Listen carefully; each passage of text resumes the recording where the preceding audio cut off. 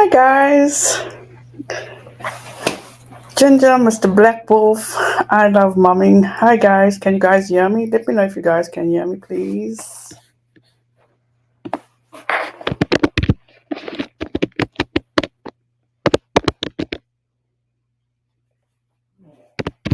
That's next.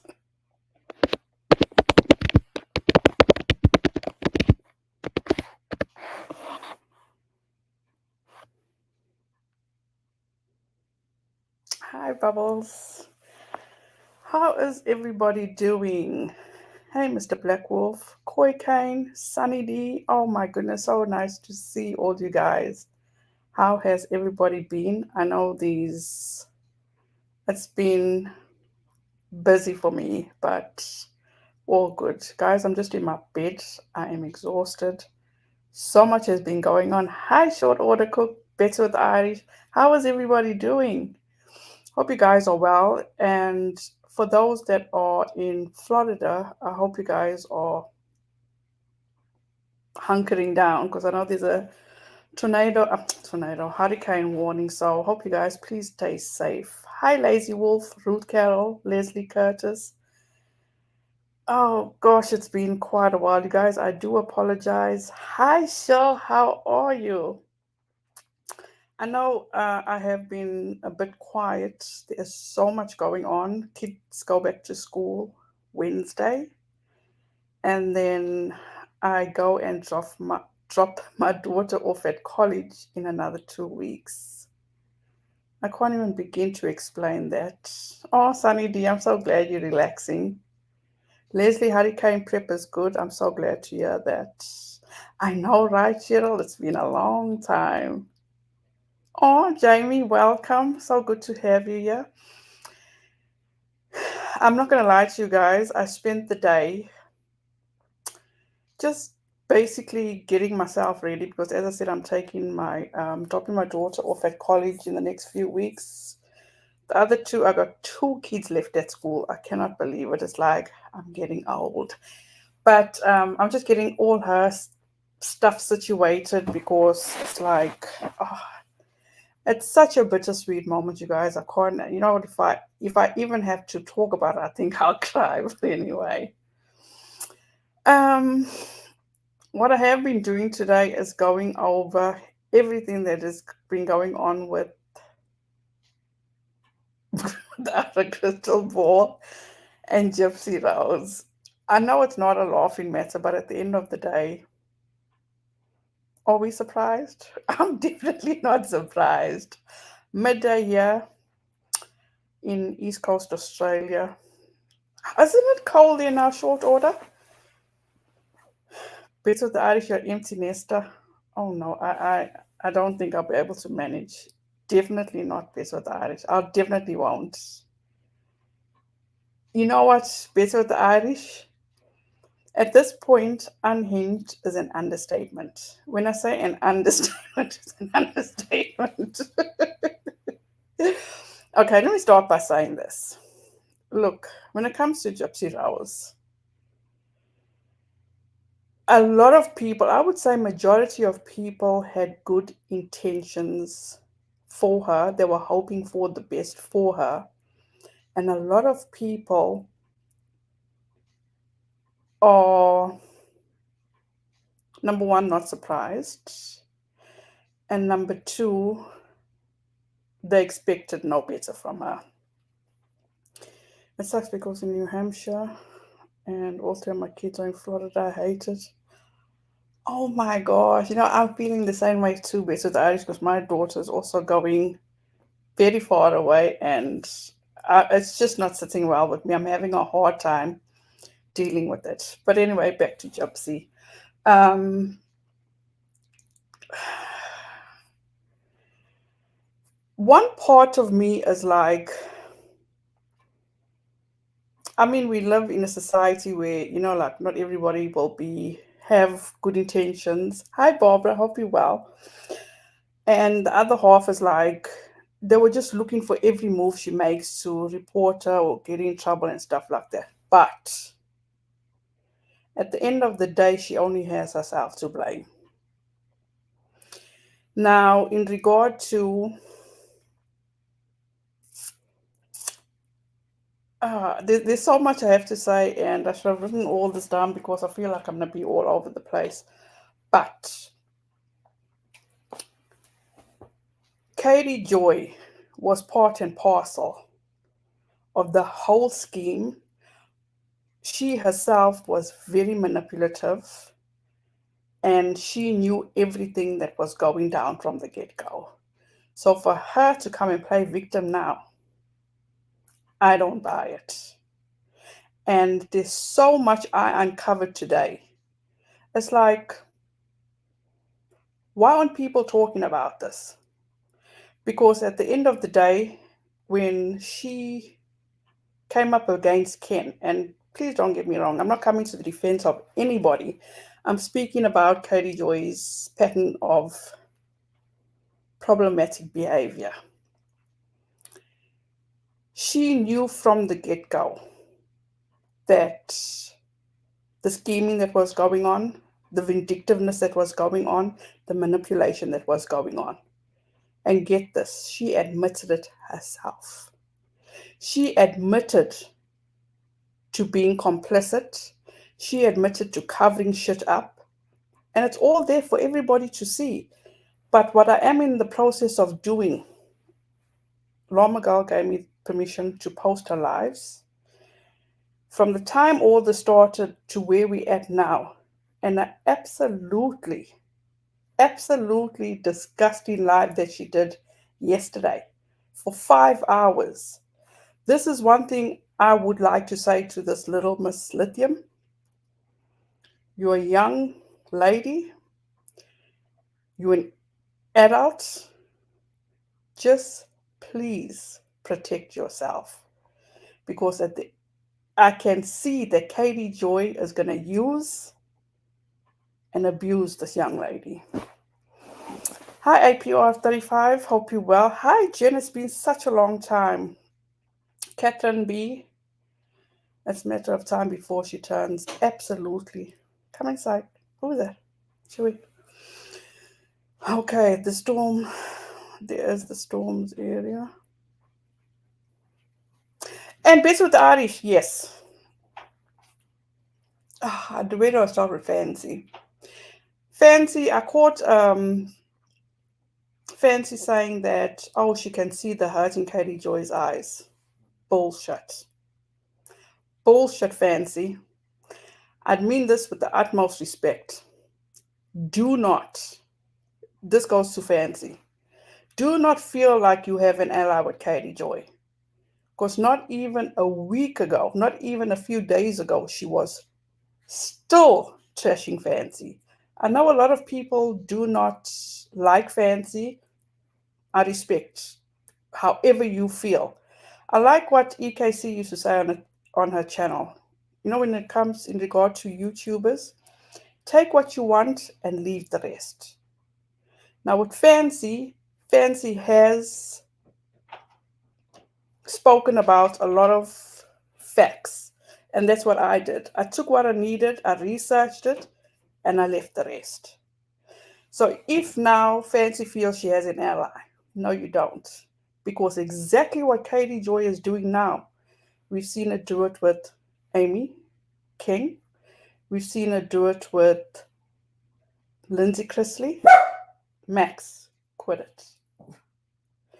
And I see now she has a new friend, this is absolutely pathetic. How she, on a TikTok live yesterday, she said that she has a creator friend. Julie is a creator that I think she's mainly on TikTok. So it just, I don't know how an adult can act in this manner and still try to portray yourself as being so professional. Hi, my friend. Down the rabbit hole, I'm going to drop the link. Please join me. And at the end of the day, I don't know if I should let you guys know this now or should I wait for more people to come in because this is absolutely hilarious. what I found out about which Katie Joy herself spelled. You guys, I couldn't stop laughing. I truly could not stop laughing. But anyway, so Katie Joy started jumping off the gypsy bus. Oh, not when was it? Wasn't last weekend? It was. Let me get an exact date because I want to try to do a timeline. Um, Let me see. What is the date today? We Saturday the 2nd. So she started selling or getting off the gypsy bus roundabout. Hi, my friend. How are you? Hold on, I have to cancel this out. Okay. Hi, I'm Leslie. good. Catherine B. How are you? I'm good. It's so good to have you back. I miss you. I miss you a lot. Now, I hear your dog jumping around in the back. Is this a new puppy? I'm pretty sure it Oh, is, oh, right? oh, oh, oh, yes, yes. Okay, you guys, Tell pause. me. Pause. You're gonna have a good laugh at this. Plot Tell me. twist. Remember I told you we got a new dog, Milo? It's so cute. I saw him on Instagram. That's why I want to hear all about it. You guys, plot twist. Milo is Myla. Oh my god. Oh no. We just found out about 2 weeks ago. No. What kind of dog is he? She,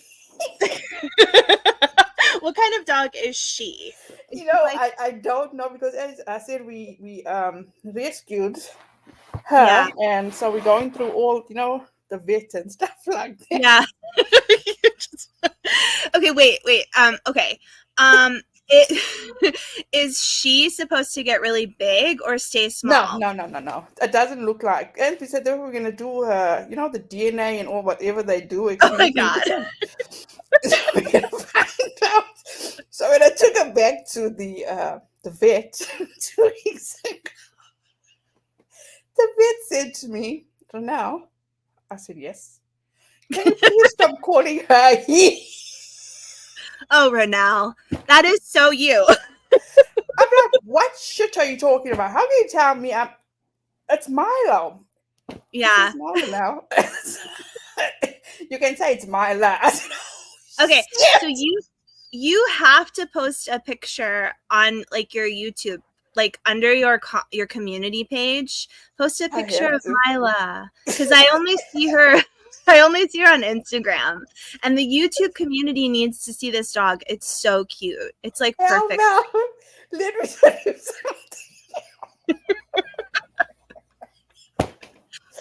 That is how busy I am. I know. Country. I know. It's so true. The It's kids like, are involved with her, taking her for a walk, bathing her. yeah, I can't believe it. Oh my God, Renal. And you know that girls are like, you could, well, I just think it's harder when you get them spayed. So I'm kind of You know sad. how feisty she is. She is so feisty. Oh, yeah. And she eats like a horse. Just like that. I said, I'm getting rid of one child, but it seems as though Mila has taken my daughter's place. You'll never get rid of, you're always going to have quote unquote children in your house. I know. Does your granddaughter like Mila or no? She does not like her. Okay. I Because, was you guys, I know I'm sidetracked, but I apologize. But sorry. no, you're fine. It's like she sensed that Max was being put on the back Yeah. burner. I get it. So Catherine B, it's Myla, Myla, yeah. So she sensed that Max wasn't getting all the attention.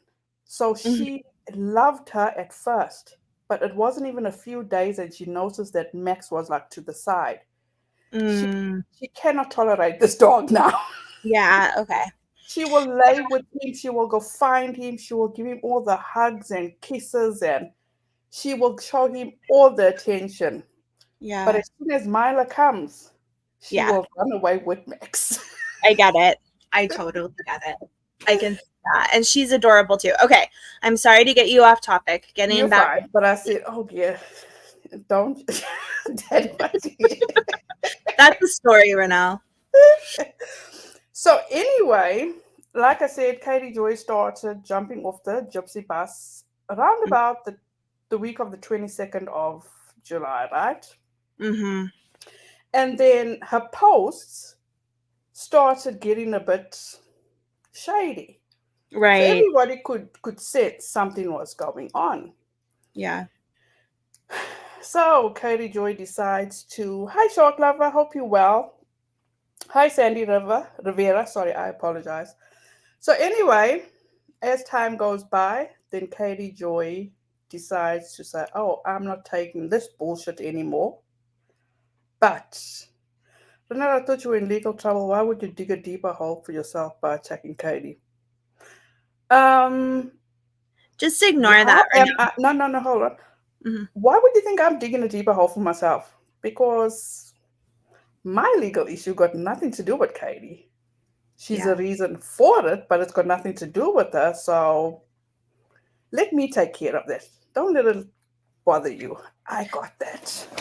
So Yeah. anyway, I think I know who that is as well, Renelle. But go ahead. and that's okay. That's okay.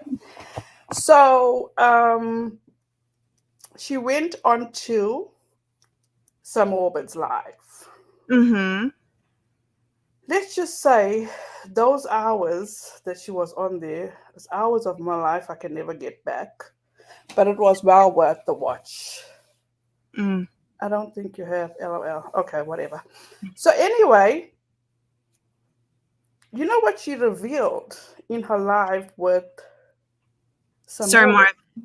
Yeah, that was crazy. Go ahead. What? was Tell me. that the agreement between her and Kristy was that she was supposed to be the mentor. Oh my God. Oh my God. What? I didn't hear that. I didn't know that. That's What crazy. in the world? Yeah. She's delusional. So, sorry, Delulu. sorry. So, She's the so tell mentor. me something. Are they calling themselves 8M? So she's the I can't believe mentor of Gypsy Rose. that's So insane. now, sorry, Katie, within this live, she still had a lot of, she still took up a lot for Kristy. Yeah. And I felt that she was still like straddling the fence, for lack of a better phrase. You Oh know? yeah.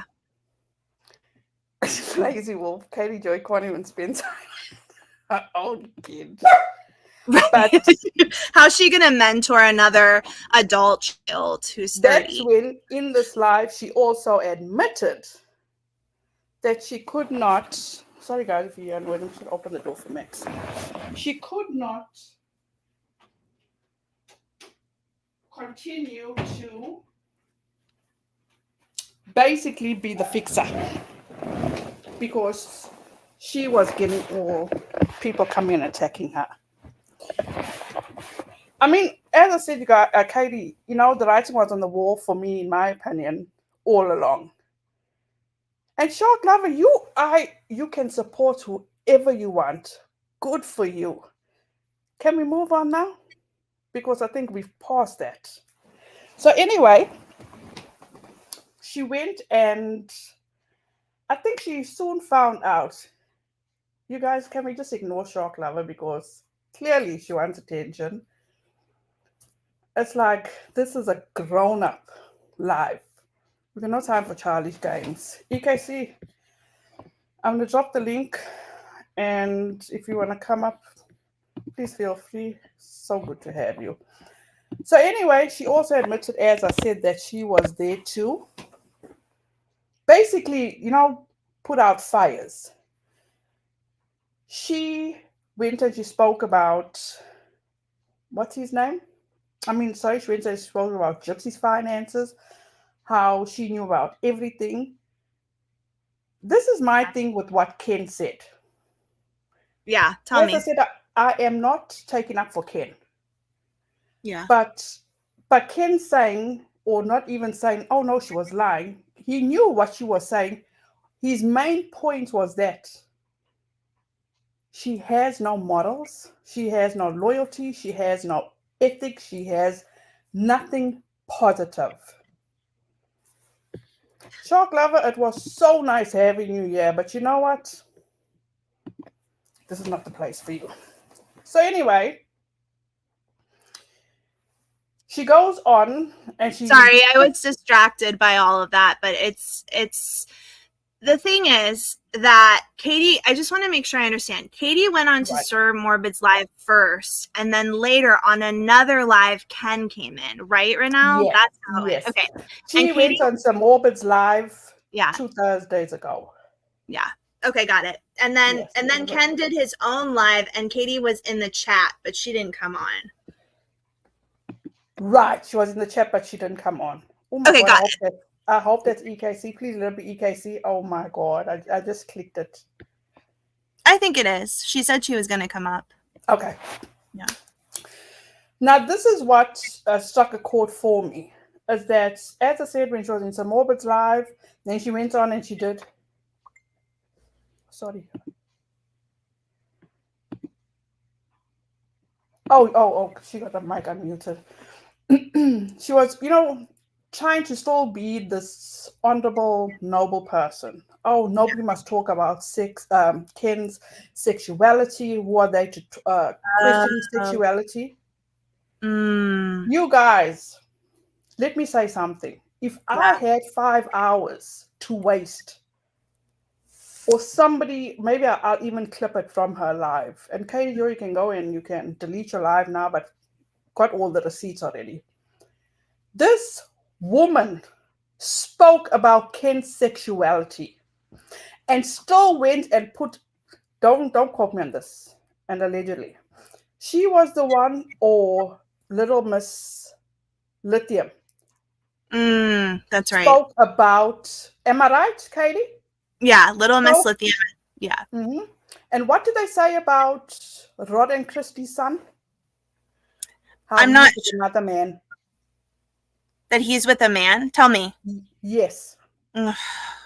Who are they to do that? Who? I am so disgusted. I can't even get into Little Miss Lithium and what's going on with that. And all I said in the beginning, sorry, Katie, all I said in the beginning is that all I'm warning her is guard yourself. Yeah. All she needs to do, she's young, she's fragile. Yes, exactly. She needs to protect herself, especially from without a crystal ball. Because if you'll pay attention, she doesn't want to mention Little Miss Lithium's girlfriend's case. Yeah. She doesn't want to do that. And that bothers me. I just wish that Miss Lithium would safeguard herself. That's all I'm going to say about her. Yeah, because, I mean, to me, like, just from my point of view, if you guys aren't aware, I have a relationship with this man named Joe, who is a man with autism, who was, he interacted with Gypsy while she was in jail. Okay. Mm-hmm. And he became very good friends with Gypsy for a period of time. He was friends with all of her friends. And he also became friends with Amelia Bird. And he still writes to her in prison. He does have, yeah. Okay. Joe does have autism, and he's very upfront about this. And I really personally like Joe a lot. I can see his like signs of autism, and when we talk, like he's very aware of them, and so am I. So there are some tendencies towards like obsession and other things like that. But of course, as soon as I became friendly with Joe, and this was like back in January, Kristy Blanchard came into my chat and started calling Joe like a horrible stalker, saying that he didn't want, she thinks that, I shouldn't be talking to him or using anything that he says about Gypsy. And all he was saying about Gypsy was completely positive. crap, Oh, wow. you know, because he loves her. He loves her. That's part of his autism. It's like he wants her to be happy and have a great life and all this kind of stuff. And anyway, so he had this relationship with Amelia Bird. That's how I know about Amelia, and that's how I know about Little Miss Lithium. And I think that Amelia is in a very desperate Hi, place. Erin. Sorry, Katie. I'm so sorry, my friend. I'm so sorry. It's okay. Hi, Erin. Okay. Hi. Sorry. I was on my phone at the first time, and it just said, I don't think it connected very well. Oh, I'm glad to see you. Hi. I'm so glad to see all of you guys. It's been a while. Yeah, it's good to see you. So I was just making the point that so I had this, Joe told me all about Amelia Bird, her case in which she murdered, or her boyfriend murdered her parents, or tried to murder her parents. Her father is still alive, and that's why she's imprisoned. And Amelia really wants to have her case relooked at. Now there's a lot of things not in her favor for that, but it's a big part of what she wants, and she was hoping Gypsy would help her with this. And this is part of what Little Miss Lithium is supposed to be helping Amelia with. Now, I've heard from others that Little Miss Lithium is kind of taking advantage of the situation, but that's just their opinion. I don't know everything about it. But yeah, it's exactly the kind of person that Katie Joy would get involved with. Someone who's like in a hard place. They really want help. They're young, they're impressionable, and she swoops in and she will take advantage of them. And that's so hard and so sad to see. EKC, how are you? Oh, she's on mute.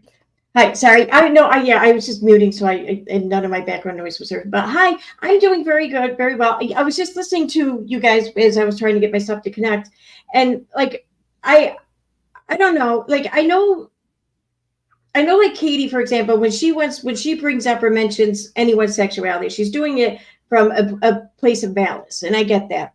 But really, I don't see what the big deal is if he is bisexual. I mean, no, we weren't questioning that. The thing that I was saying was that when she first jumped off the Gypsy bus, she was still had a lot of empathy for Kristy. She was still taking up for Kristy. This was Some Morbid's live. And she was like, no, who are we to question his sexuality? And then last night, she was on a 5-hour live.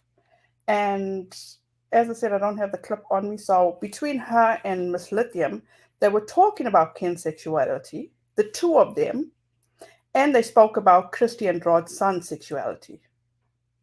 See, now that's gossiping. That's messed up. I mean, just acknowledge someone's sexuality is one thing, and who cares, you know? And like, oh, I thought he was gay, or whatever. Okay, who cares, you know? But yeah, to sit there and gossip about it, like, oh, you know, I heard he hooked up with all these people on Grindr or Tinder or whatever the fuck it is. I don't know, but yeah. Also, so hypocritical. Yeah, absolutely. She's saying that Sir Morbid, I guess, shouldn't talk about it, or these people shouldn't talk about it. But then it's fine when she brings it up on her channel. So that's an issue. It is an issue. Now, the thing is that, like I said, this is not about Gypsy. Gypsy got her own. We'll talk about Gypsy, but this is about Katie Joy and how people that are so far up her backside that they cannot see their own bootstrings should really pay attention and do their due diligence and research who Katie Joy is, because at the end of the day, she feels she has all these allies now. What new is without a crystal ball bringing to the table? Can anybody let me know? Because this issue that Gypsy was communicating with, what's her name? Amelia, Katie Joy had no idea about until after she found out through TikTok. So everything that Katie Joy is spewing is coming from people off of TikTok. Right. That's true. I understand that she feels, oh, she was hurt and she was manipulated. It's like at this point, whenever Katie Joy says that she's manipulated, it's going to be called the Swanson effect. Because how many times can one be manipulated? Okay? Because as the saying goes, once bitten, twice shy, right? Aren't you going to be on all your toes? Aren't you going to watch all your P's and Q's? Who's going to expose Yeah. himself to being used so often. And for Yeah. 5 years? Yeah, no, she's not being used. She's the user, in my opinion. That's my Yes. opinion. And how many last straws did it take for her? First, the last straw when she did a live on TikTok was when Gypsy said Nina lost custody of her kids. But she was the same one when she was all goody two shoes with Gypsy. Nina was a liar. Nina does not report the truth, bashing Nina. Okay.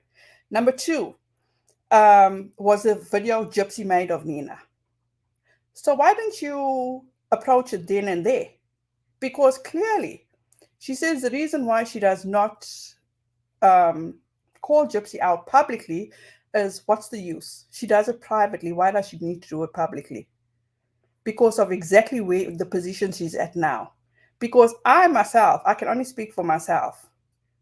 She allowed herself to be put in this position. She, in my opinion, begged for it. Because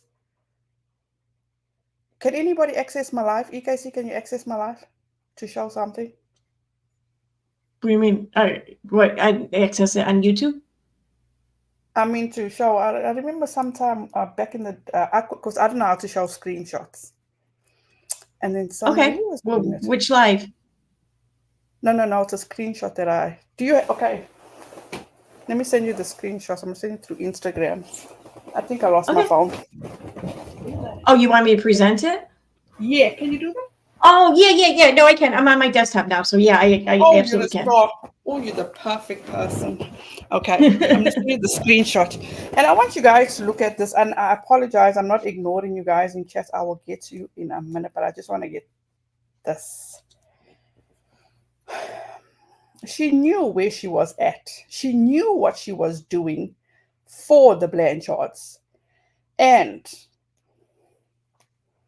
who would ever want Katie Joy to be their mentor? Who is that dumb?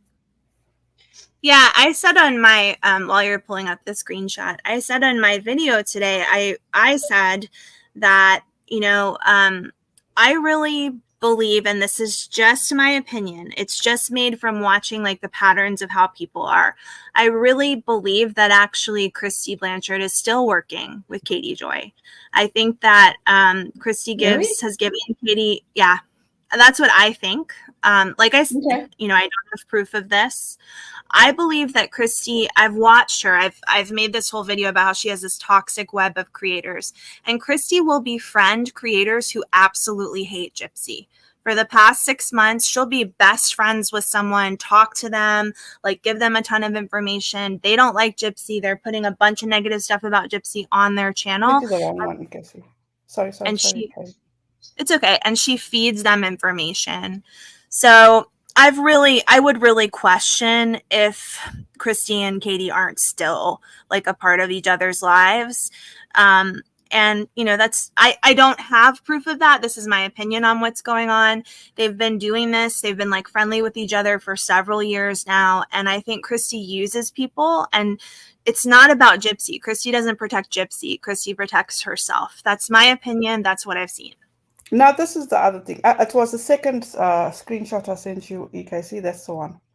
This is the thing. Oh, is this the right one? Yeah. Okay. Oh, I see. Okay. All right. My bad. No, it's not that one. Sorry, it's not that one. No.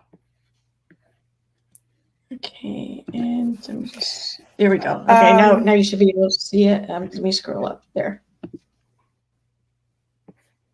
Okay, you got it. Can you scroll up some more? Here, want me to read it? Oh, here. Yeah, so here are the images.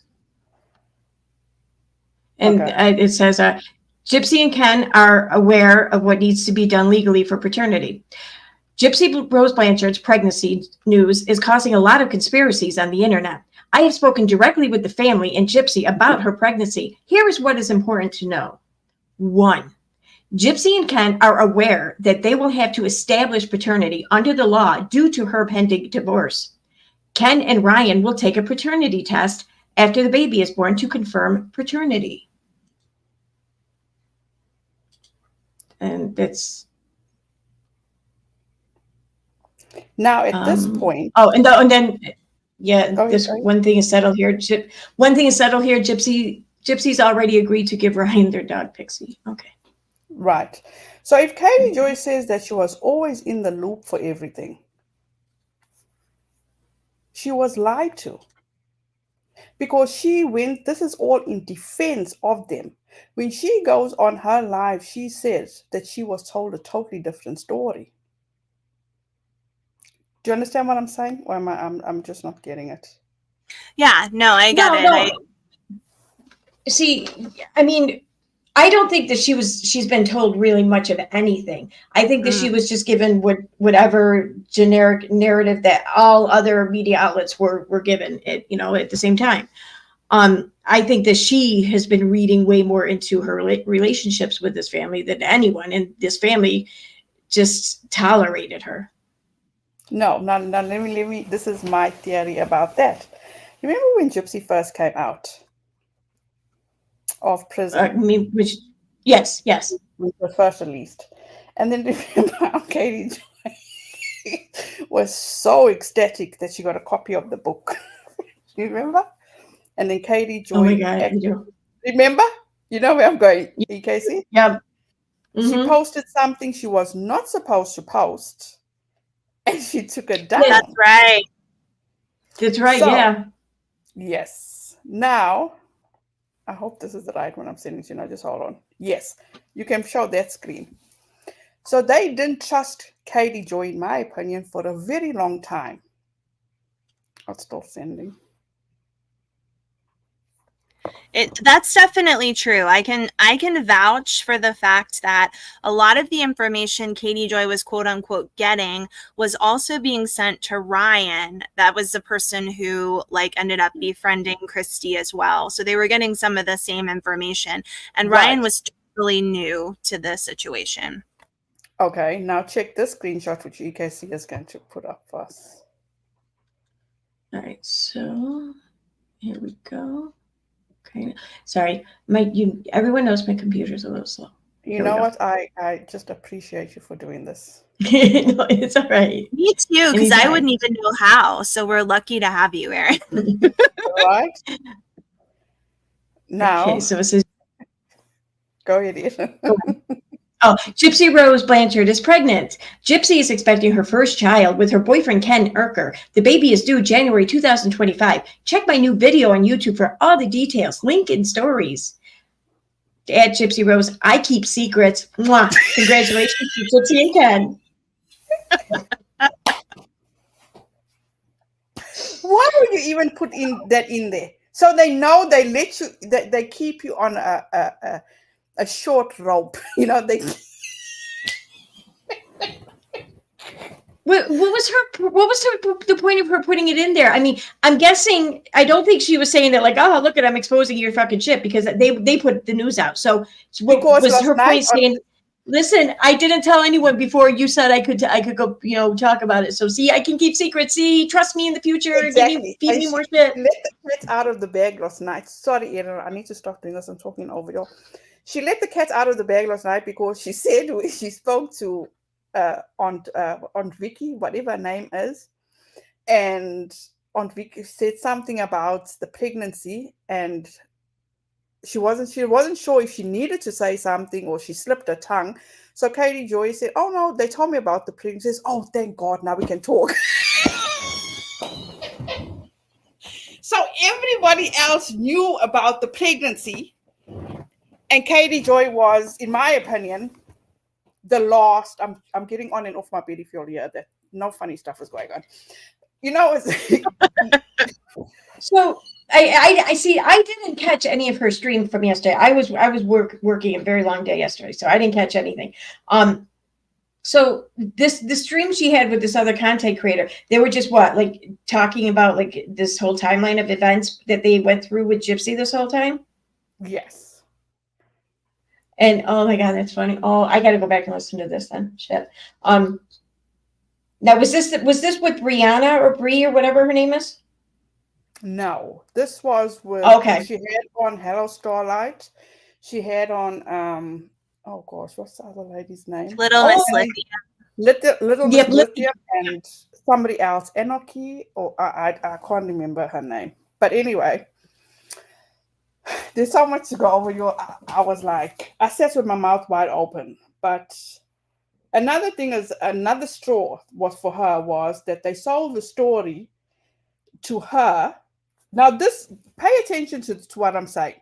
They sold a story to her that it was Nick that was the mastermind of all this. Katie Joy, as she says, she's YouTube a YouTube reporter, somebody that went and dug into Tati Westbrook's files back in the day, somebody that prides herself on doing so much research. She's so thorough. So she just bought the story hook, line, and sinker 5 years ago. I call bullshit. No. Yeah. It's always like a crazy. Yeah. Yeah. No. I think she was I think she was part of a team of maybe just like bloggers or like a mouthpiece team or something.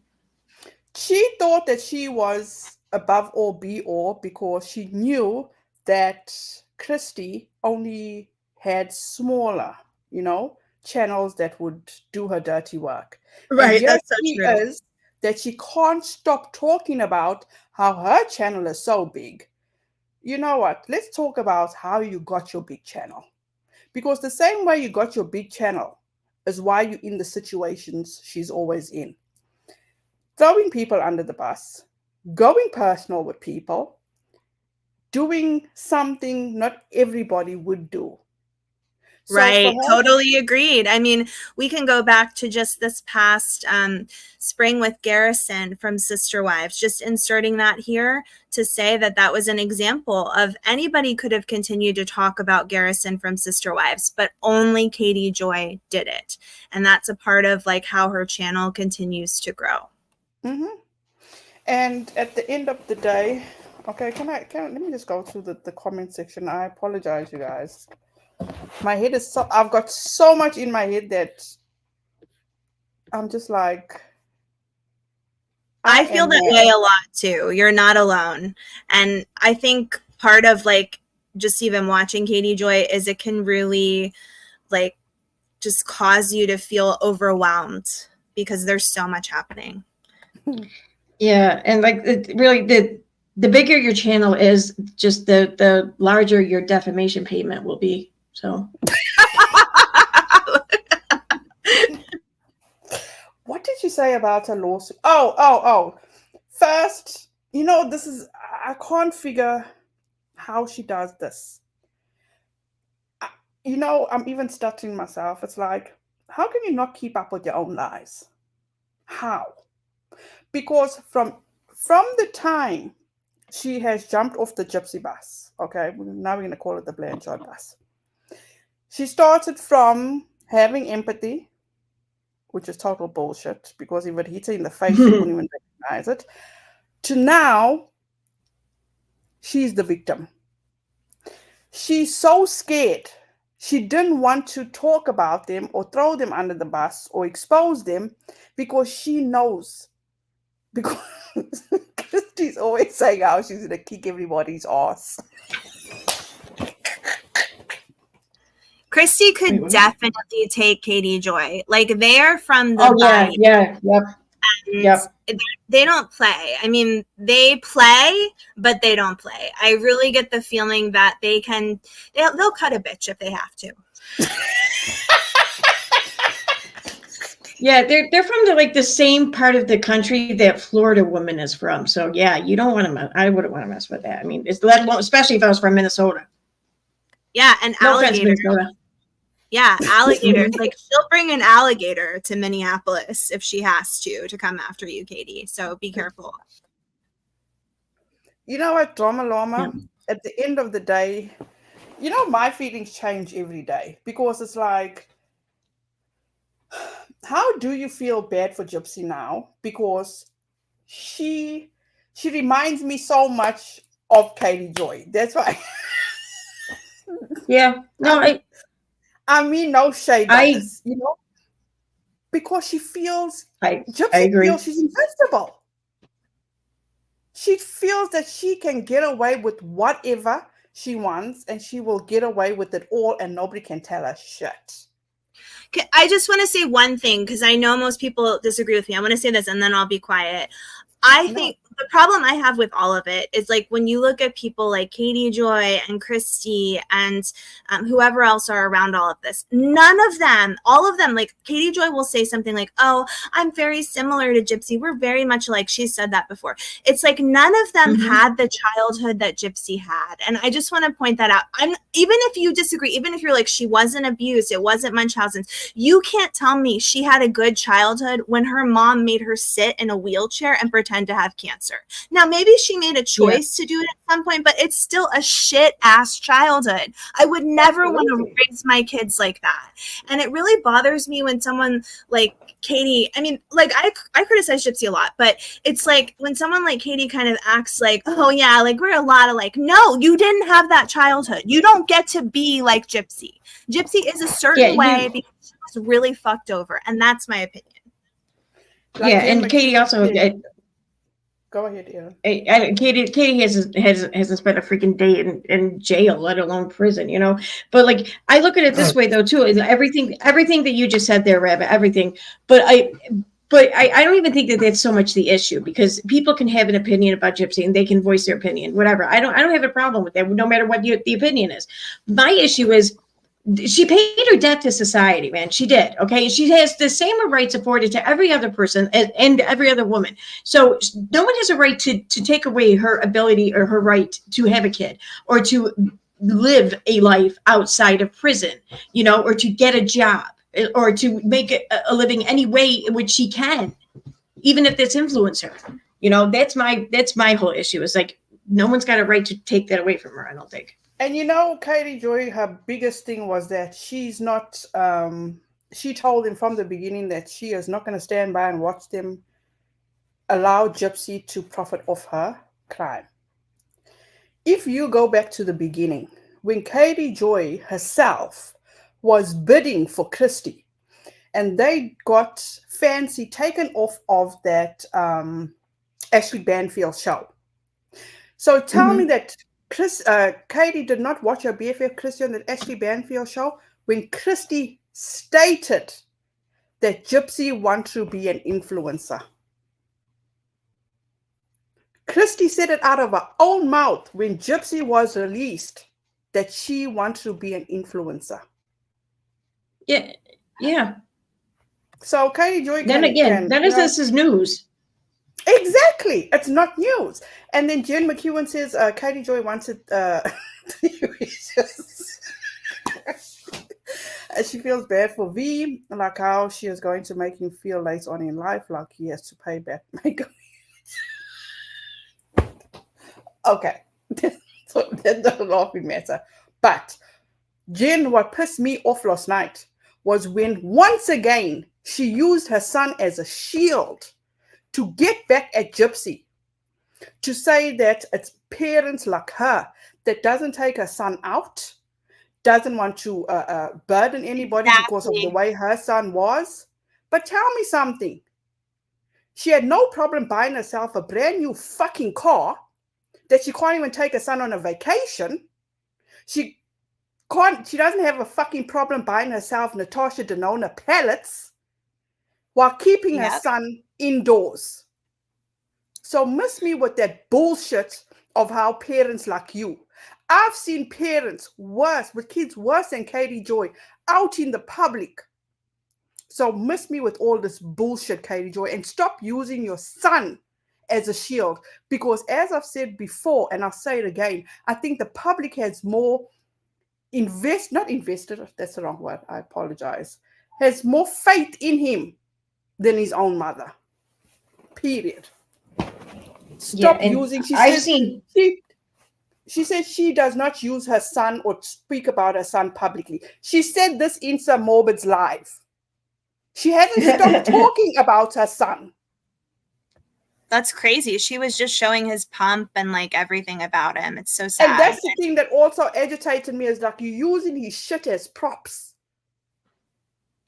You're Good. supposed to protect your son, your child. Any parent is supposed to be protecting them, not using them as a fucking pawn. Was everything at least like before the expiration date this time? We don't know because we couldn't see that close up. I did want to say real quick in relation to what Renelle just said, I agree with so much of what you said here. I wanted to mention that Erin did a live stream, Erin, in which you were talking about, like, I thought it was such a good point. You were talking about, oh gosh, I'm kind of losing my train of thought. You were talking about Gypsy. Oh, this is what you're saying. You were saying that you thought, you were kind of making me laugh. You were saying you thought it was crazy that Katie Joy was essentially saying that when she called Gypsy, she was really hurt because Gypsy didn't seem interested in her story about her issue as a mom with a child with like some special needs. Like, Katie Joy was mad at Gypsy Rose Blanchard for not having sympathy and empathy for her story. And I thought that was like such a good point about how crazy it is that Katie Joy Paulson thinks that someone like Gypsy Rose Blanchard, who's been through whatever she's been through in her life, would actually care, like would invest all her time and effort into Katie's story about her son. Once again, making everything all about Katie. And I saw you talking about that, and I thought it was like a very good point. Yeah, I couldn't believe that when I heard that. I mean, first of all, like just the simple fact that this person who's a stranger to you is going to care about this shit. But then at the time, Katie definitely was of the belief that everything that Gypsy had gone through was medical abuse. So you are now the embodiment of, allegedly, of the mother that's not abusing their kid and of a kid who requires these same medical interventions or whatever. And you're expecting her to feel good about you reaching out to her? Like you're a trigger. You're a reminder of the trauma she went through. Why the hell would she want to be close with that? Totally agreed. I thought that was such an on point way of putting it. And it kind of goes along with what Renelle's saying. It's sort of like this was all about Katie. She acted like she cared about Gypsy. She cared about the story, whatever. Like it was really about her own story, delusional story she's made up in her head about her family or whatever. Like she wanted Gypsy to be like, oh my God, let me help you get a reality show. I mean, that's what I was feeling when you were talking about it. It's like, she was essentially saying like Gypsy wasn't paying enough attention to me. And so, you know, I had to end that relationship. And it's very frustrating to hear someone who says that they're a reporter and that they're doing a docuseries and all this stuff, that they would be so self-centered about, you know, whatever they're talking about.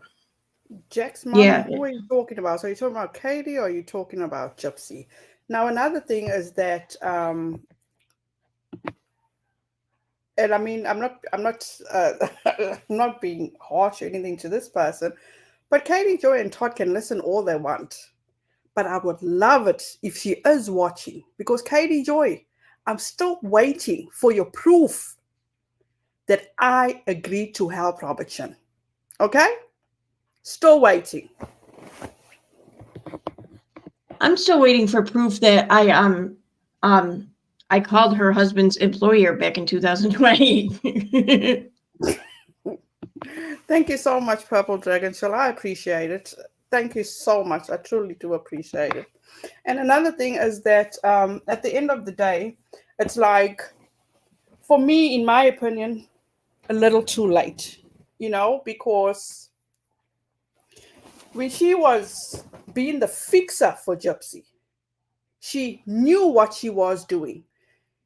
She and Kristy had this, I don't even know what to use it for. She was supposed to be the mentor. You got to have a mentor that likes you, you know. And as Ryan said, they didn't like Without a Crystal Ball. So how can you be a mentor to somebody that just does not like you? And clearly she didn't like her and she wasn't following her direction. And in some Morbid's live, which I'll leave the link when I'm done here, okay, you guys? She admitted to telling Gypsy what to post on TikTok about Kate. You know the other Kate? Adaptive Kate? Yeah, the one that she battled with on TikTok not too long ago, right? Exactly. So Katie Joy was giving her telling her what she should post about that situation. So, wait a minute. Katie Joy was acting like the PR company. Is that it? That's what I was just going to say. That's why I said when she finally got the news that Gypsy hired a PR person, when she got that 2 weeks ago, that was the last straw for Katie Joy. Mm-hmm. Oh my God, I thought the same thing. Yep. Yeah, because in my opinion, thank you so much, Jill. I appreciate that. In my opinion, as I said in my video the last time, Katie Joy, and this is just a theory of mine, you guys, do it what you may, because she was going to use Gypsy for her own selfish gain and get notoriety to her son. And she was going to be held as this hero. If it did work out in her favor, she was going to be held. You get where I'm going, Katie? Yeah, I'm getting it. I can really see that. So she sacrificed 5 years. And don't get me wrong, I don't feel sorry for her, not one damn bit. Because you see, when people manipulate, don't expect to be the victim at the end of the day. That's not how it works. She had her motives. She was going along with the con all along. She admitted herself, you guys. I'm going to leave the link to Samorbit. I'm going to post her TikTok lives. I'm going to do all that. I'm going to give you all the receipts. Because you see, unlike Katie Joy, that accused me of exploiting her son on my channel, never ever exploited her son. And once again, I'll tell you, I have more faith in her son than she ever will. She accused me of working and helping Robert Shin to the point of I was getting death threats. I showed you guys. People were threatening to kill me. She sat on her live and accused me of something else that the next day people were DMing me with death threats because of fucking Katie Joy. The same coward that the furthest she can do, this is the furthest I've seen her out of house, was sitting on a porch. She was doing a live. She is a coward. She'll blame everybody else. What happened to all the investigations that were going on? She's saying she's scared to leave her house because Robert Shin is employing all these people. Where's all that gone to? What, she's going to blame all the Gypsy haters for coming after her now? It's going to be a whole new set of people to accuse? Well, recently I saw that she started saying that she thinks Kristy might be starting her own cult. Exactly. So, right. Even though I'm newer to the anti-KJ community, I am finally seeing there's just a repeated pattern of constantly accusing people of the same shit over and over again. And she knows she's doing it. She does it because people eat it up. They believe her. People like Grinnell who don't deserve it get death threats. It gives her attention, and it's really sad and it's wrong. You don't deserve that, Grinnell. Nobody deserves that. And she does it to people without the least care for their families. And that's fine. She can bring it on. But let me say something, Katie Joy. You think you may be up there with your how many? Because from the time you started, when you took the last step off the Blanchard bus, you were 373,000 followers. Your 7M wasn't going anywhere anymore. That story has been dying down. You are now reporting on Gypsy Rose. How many followers are you at now, Katie Joy? How many have you gained of selling your own soul? Katie Joy sold her own soul, yeah. She sold 5 years of her life. 5 years. Because once again, once bitten, twice shy. And this whole Swanson effect is not working out. At the end of the day, Katie Joy, she needs to humble herself and do what's right for herself and her family. Stop using people's trauma to profit off of it. Yeah, you're so right. You're so right. That's what bothers me, I think, the most. She's not like reporting these situations or these circumstances or whatever to reach some sort of a better understanding or knowledge for herself or those watching or whatever. She's doing it solely just to expose and to get people to be like, oh my God, look at how fucking horrible they are, and she monetizes it. Yeah. Like, that's the whole reason. It's feeding some twisted need or whatever inside of her, in my opinion, to just tear and burn everyone down while also lining the pockets. And let me say something too. As much as I don't like Kristy, but who the fuck am I? I'm a nobody. They don't know who I am. They don't care who I am. But you see, Katie Joy, this is her. This is how malicious she is. This is how vindictive she is. At least they have a fucking roof over their head. Whether it be 1,000 square feet or 10,000 square feet. Don't pick on people's homes. They have a roof over their head. For her to go and say what a small house they have, that house may have raised their 2 kids. Who was she? How did she get her 3,000 square foot home? Yeah, Off the backs of other people. Yeah, and she can fuck off with that.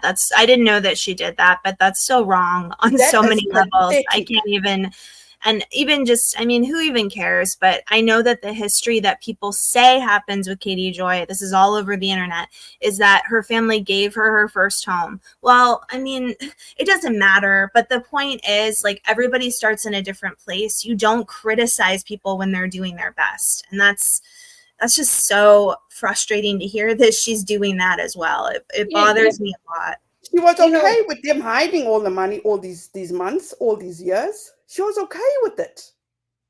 As soon as she fell out with them, she wants to spill the beans. Too little, too late. Because when you watch somebody else's money, pay attention to what happens with your own. Katie Joy was crying that she spent how much? She said 60,000. I feel like it has to be more than that. Hi, Joe. Hello, how are you? Good. How are you? But let me just finish this before I go any further. She was complaining, and I don't feel bad for her, not one bit. Because you see, when you run your mouth, you got to be able to stand your ground. She said she spent nearly 500,000 on legal bills. She said that, Rita? Yeah, in her life. Oh, wow. No, I didn't see all of it. Cry a river for her now? I didn't hear that. I thought I heard her say at one point like 200K. No, she said 500. Jesus. That I believe. Yeah. And at the end of the day, let me say this here. Remember Katie Joy said, and please correct me if I'm wrong, what did she say? Being sued is like a badge of honor, right? That's right. So she said she's not worried about Kristy. She's being sued by Robert Shin. Oh, we know you sweating. You sweating. Sweat. You deserve to sweat at this point. The only person I feel sorry for is that son of hers. That's all. Hi, Joe. How are you? I'm good. How are you? It's a Sunday afternoon here, so. Did you have a good, relaxing day? I've been to church this morning, and I've come home, and not doing too bad. It's a bit cold here because we're in winter, so. Good. Joe, I have a question. I thought I saw that your channel had some kind of a problem. Is that true? I really want to know. Like, it got demonetized or something? I would love to know what happened. Yes. Yes, I did get demonetized, but I got it back, actually. I had to do a video to do it. So I got this to say, it said that I wasn't using original content, that I was using copied content. And that's all that I had. And I had to do a video to prove that it was mine. That's crazy. So I'm so glad. Showed them. I'm so glad to hear that it was done. Yes.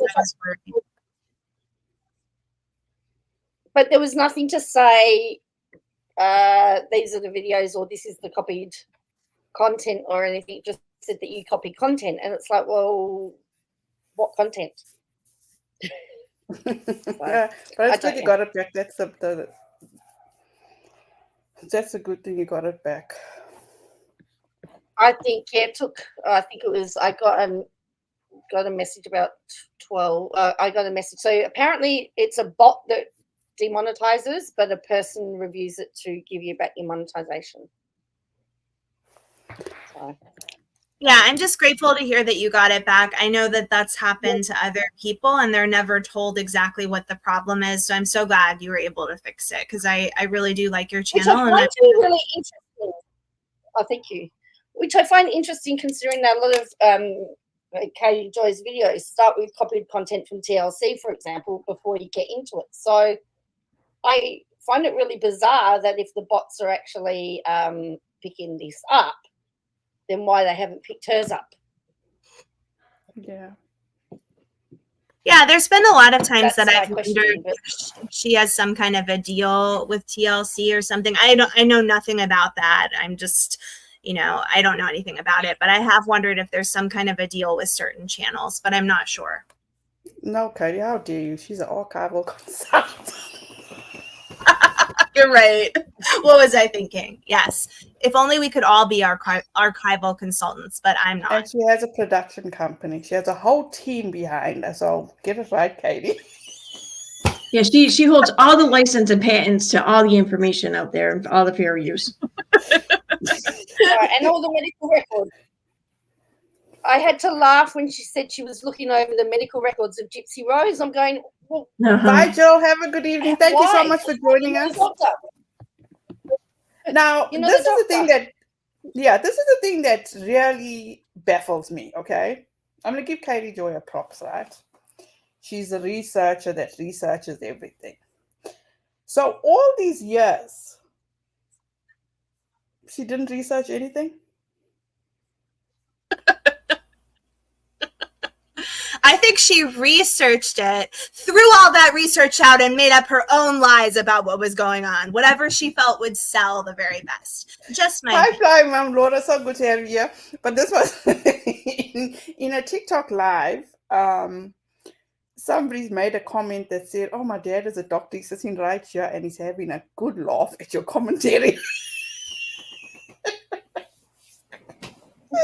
Because Katie really thinks she knows everything.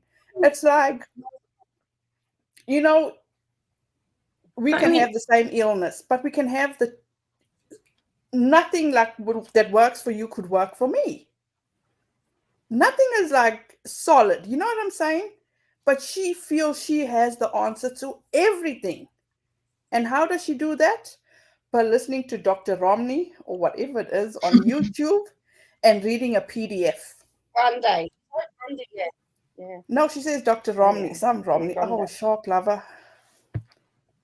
I find it kind of dangerous. Like, I really hope that Todd at least has enough sense to have a hand in how well and secure all their money is kept, because considering how easily manipulated and persuaded she is, I mean, it wouldn't be much of a conversation really to trick a fool from their money, I think, at that point. I mean, it's just crazy.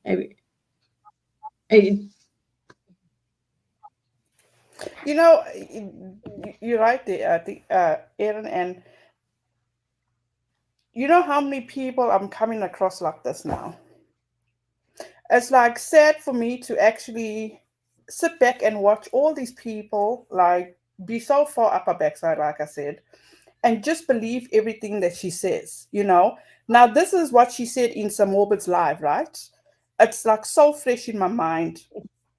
She said that the motive for Gypsy killing her mother was all about love and control.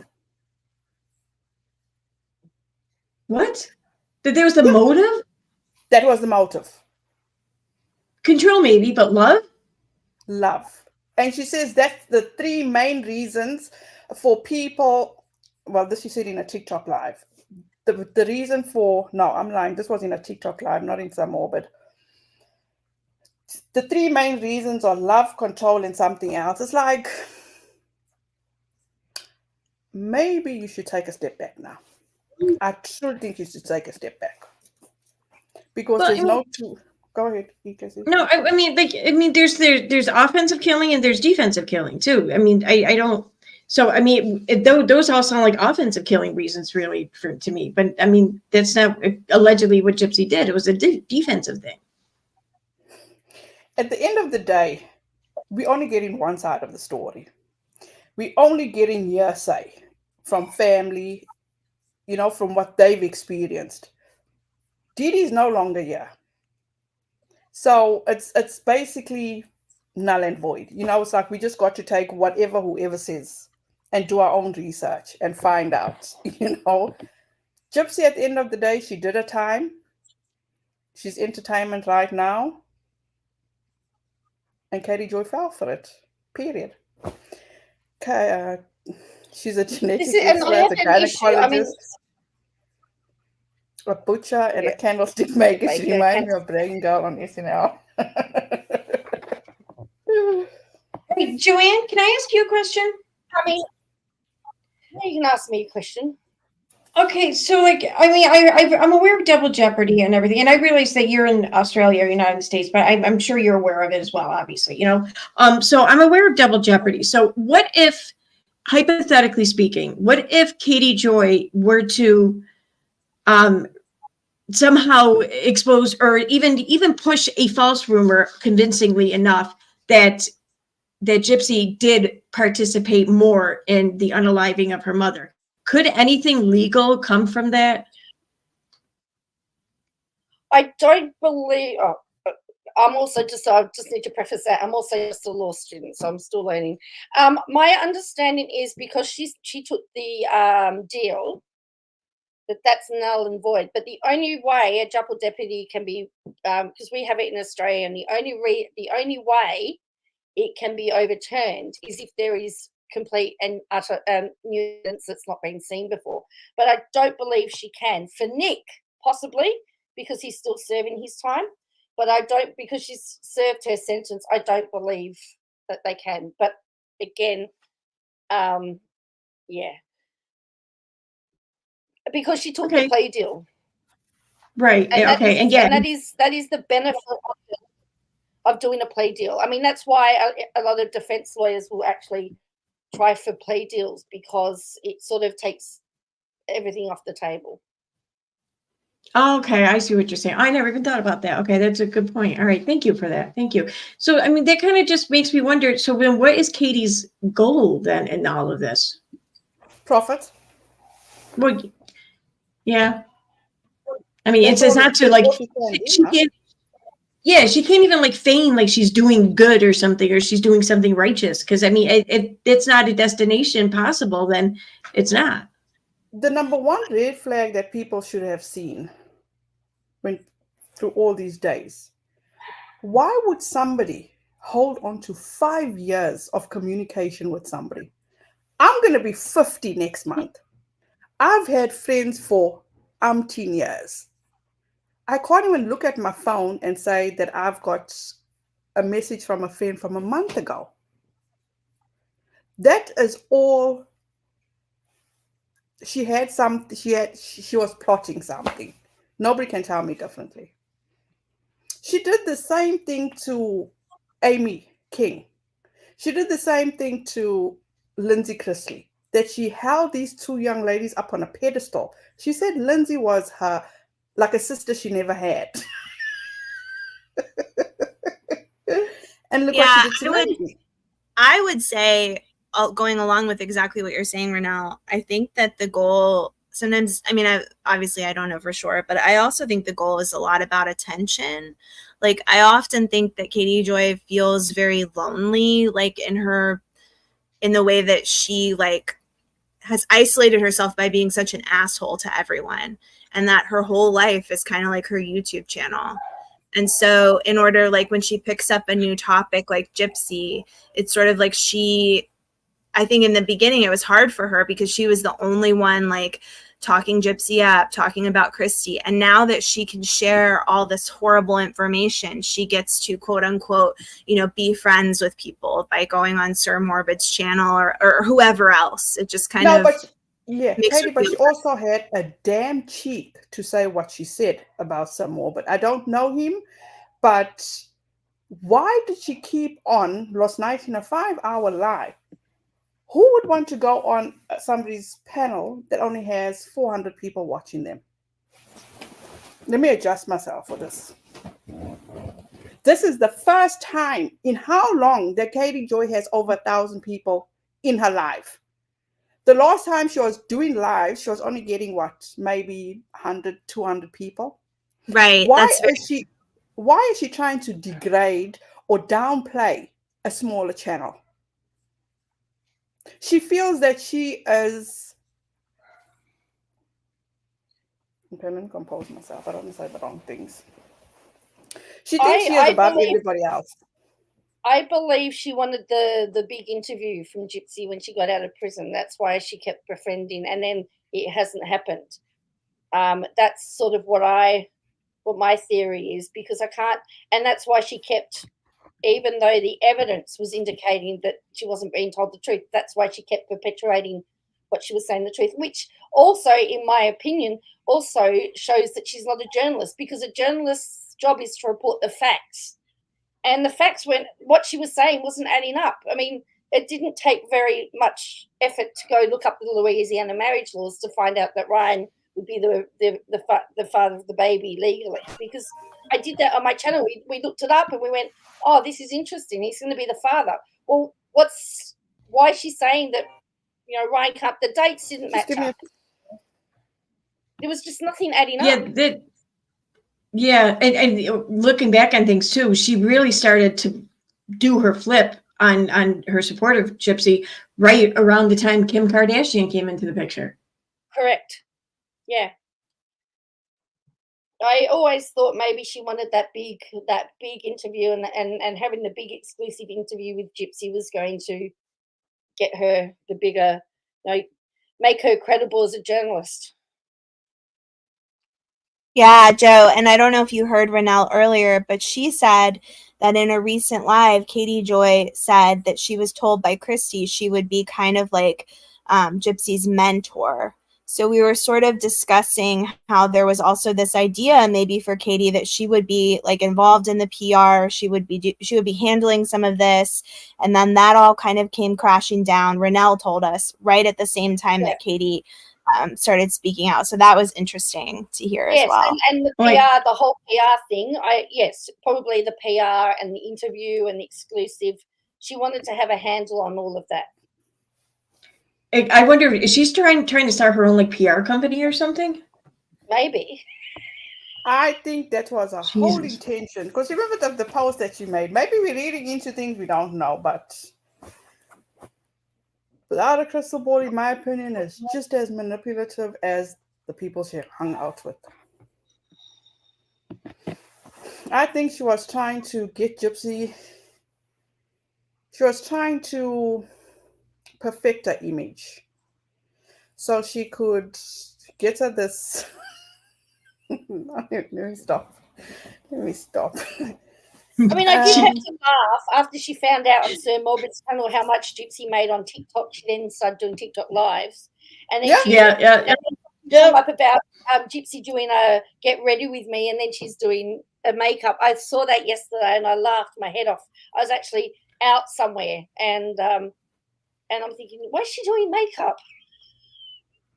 All I'm going to say is I really, really hope that we hear her say to Kim Kardashian, she was my friend first.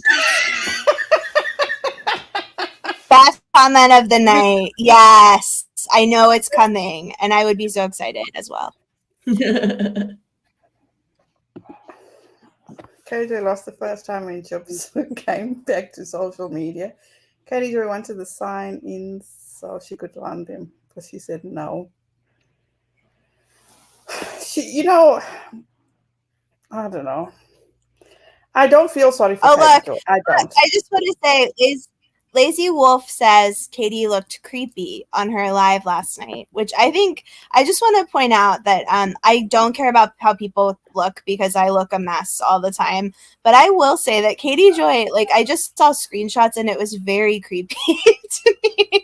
It was like a little bit over the top because she was using a very weird filter. And I was surprised that she would. She does that a lot. Yeah, but it was even worse than what I'm used to. So I was surprised. Joe, did you see did you watch the TikTok live from last night? I don't know. I think it was TikTok. I've just seen like screenshots from it, but her like eyebrows were like drawn on by the filter, and it was just very strange. And I truly don't care how people look, but it looked odd. And No, I was what I'm saying is that she EKC, she had K was in a TikTok live. And she's K, can you please be my moderator? And then she says, oh, you guys, K didn't like me because of the haters. And I'm like, Wait, K who? K Baxter. Oh my God, really? that's crazy. Holy shit! I missed that. Okay. Did she become a moderator?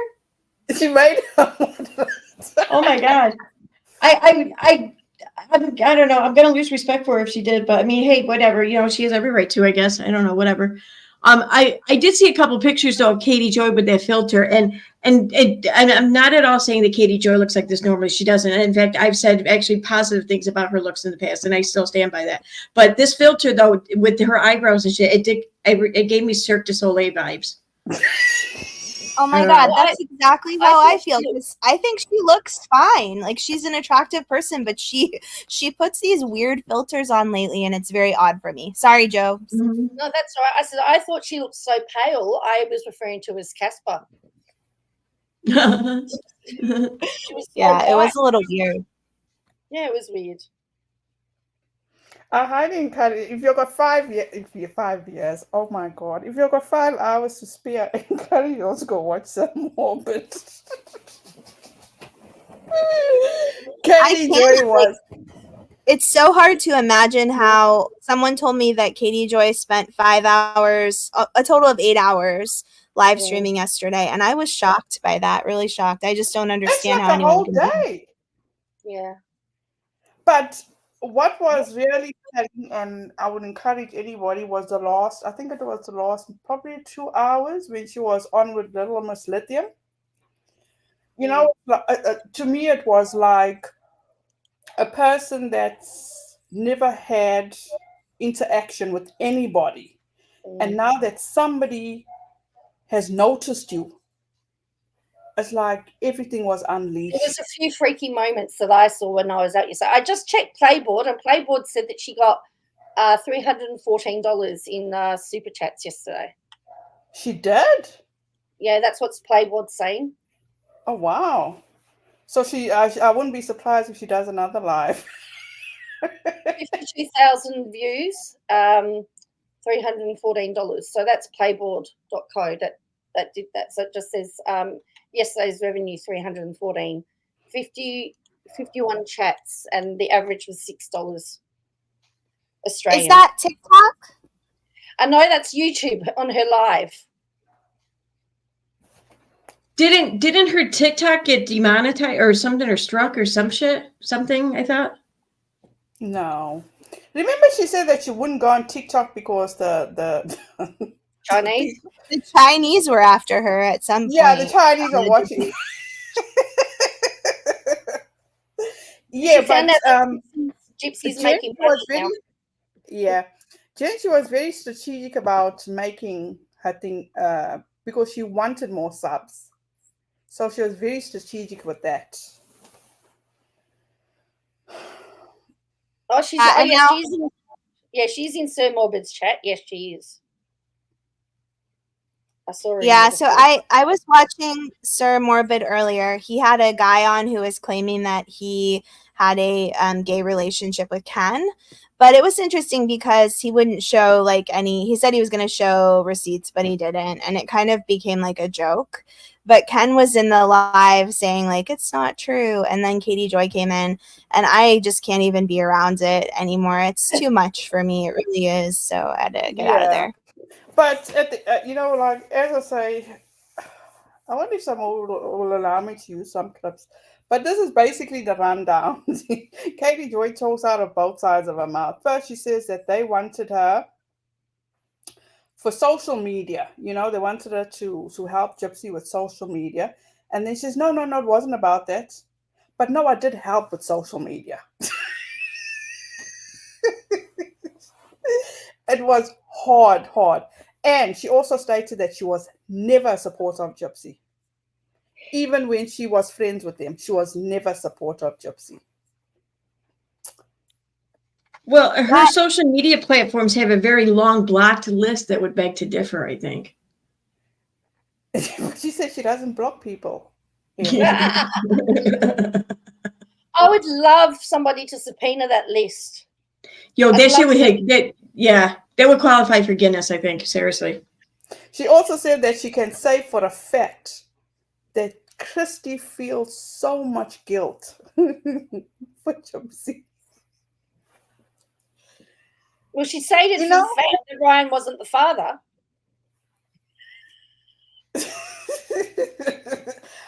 You know what? I give props to all those people that follow her, honestly.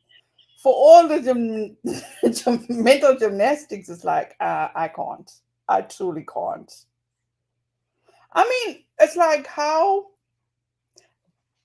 in my mind, this is, if I was in that situation,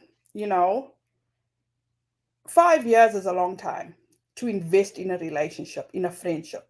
It's like an eternity. So at the end of the day, it's like you got burnt. Vent to your husband, to your, well, she got no friends, got no family. Vent to whoever you can. Even if, no matter you got this huge social media, don't do what she's doing now. Because Ken is right. It just speaks about her character. Even though she didn't lie about them, but it goes to show who she is as a person. Now she's saying this other YouTube creator, Julie, or TikTok creator, oh, that's her content creator friend. If my life was that pathetic that I got to advertise I have a friend, check me. But I think the fact that she keeps getting manipulated and burnt by people speaks volumes as well. Remember, do we need to go back to Clark Swanson? No, that's what I said. Sorry, that's what I said, Joe. It's the Swanson effect. Yeah.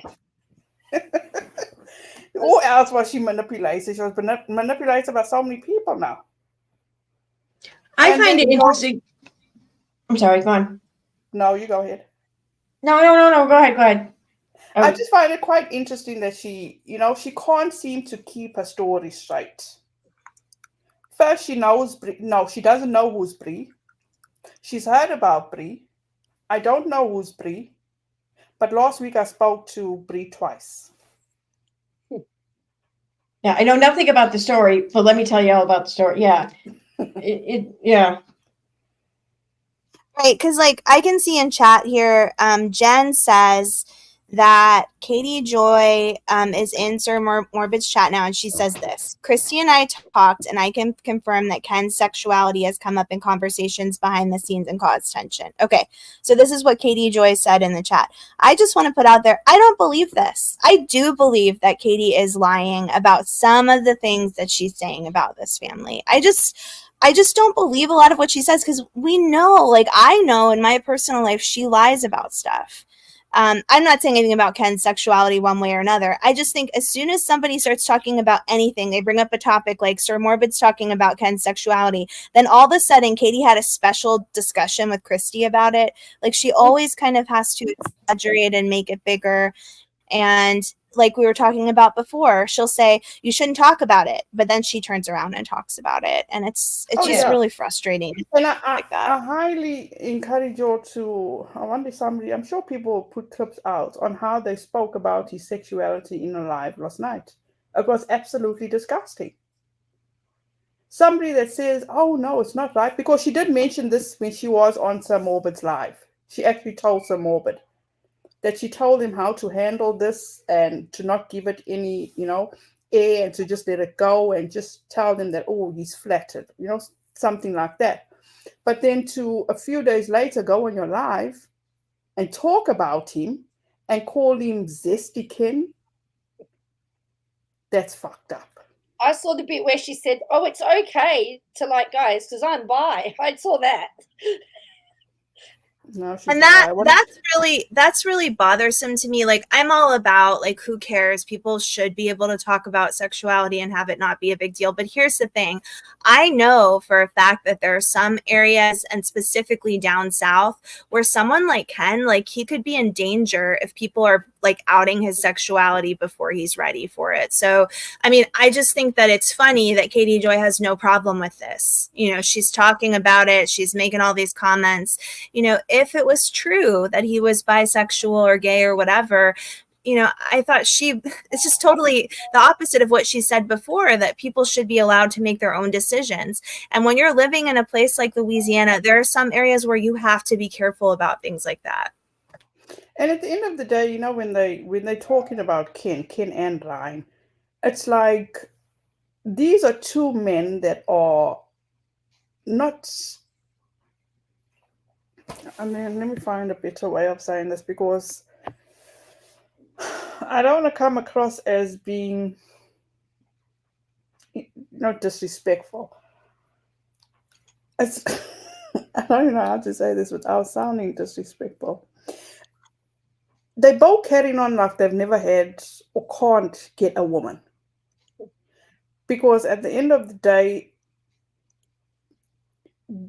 in my opinion, Gypsy should have just gotten out of prison, sorted herself out, taken this time on parole to focus on herself and nobody else. But like they say, you know, a leopard never changes its spots.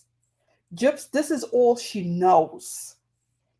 She didn't get the help she needed in prison, and prison is not somewhere where, you know, people get reformed.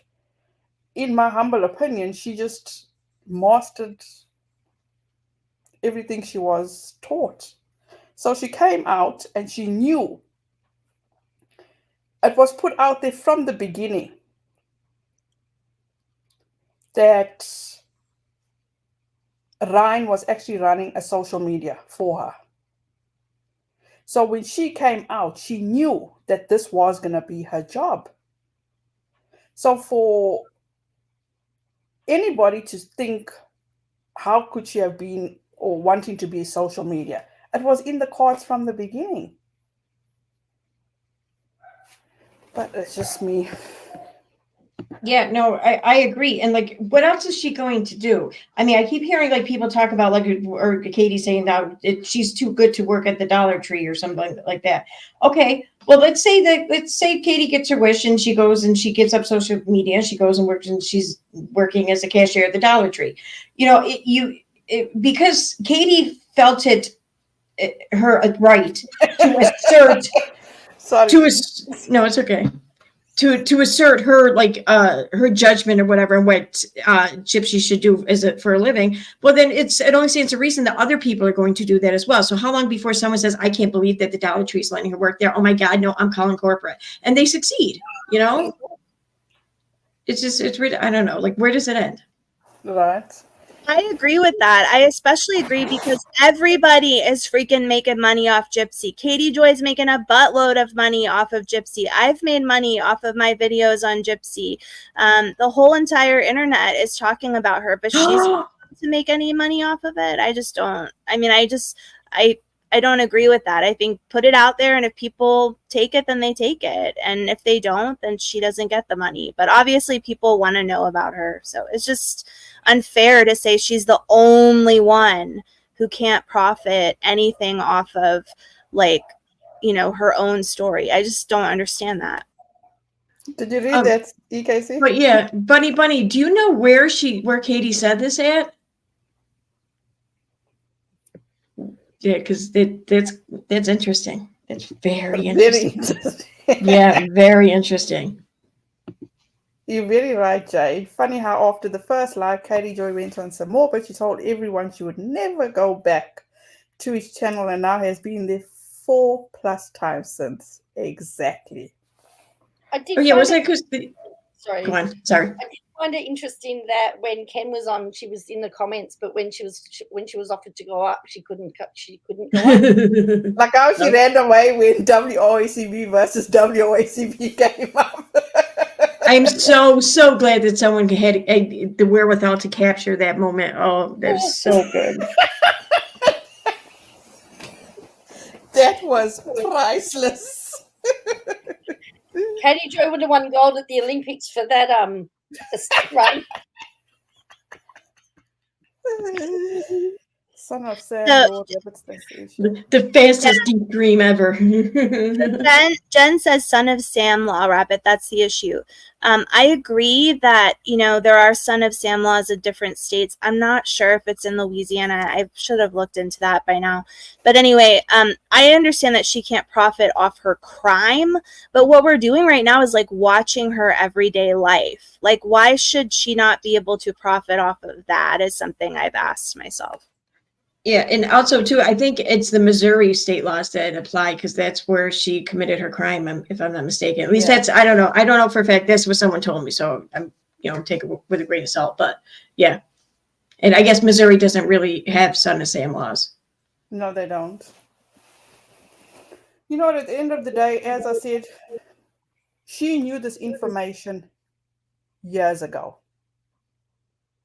She had no problem with it then. Can I add one more thing to it, Renelle? I just want to hear if anybody has anything to say about this on the panel. Yeah, Back in the day when this all started, Nick, Katie Joy was talking to Fancy about Nick Godejohn and Gypsy, and she made some comments about people with autism.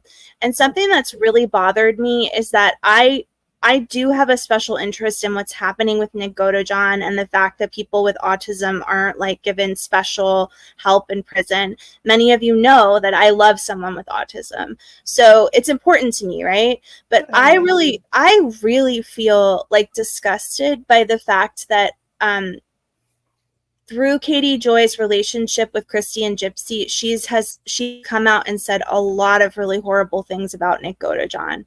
And I wonder if she's going to try to flip on that too. But she did. She did. You want me to tell you what she said? Yes, because I just want to say, I really feel that she sold her soul and sold the person out that she loves with autism by turning on Nick. And that's something that always really bothered me. Okay, so when she was in some, thank you, Jay, for that information. Appreciate you. So when she was in when she was in Sam Morwood's chat, she was asked about Nick, and she says that too much went on to Nick, and that she feels Gypsy needs to still be in prison. She also said that Nick was the one that did the bad things too. She says She says that she feels for Nick, but she doesn't talk about her son publicly because they have the same diagnosis, like autism. Let me say that, autism. And what else did she say about Nick?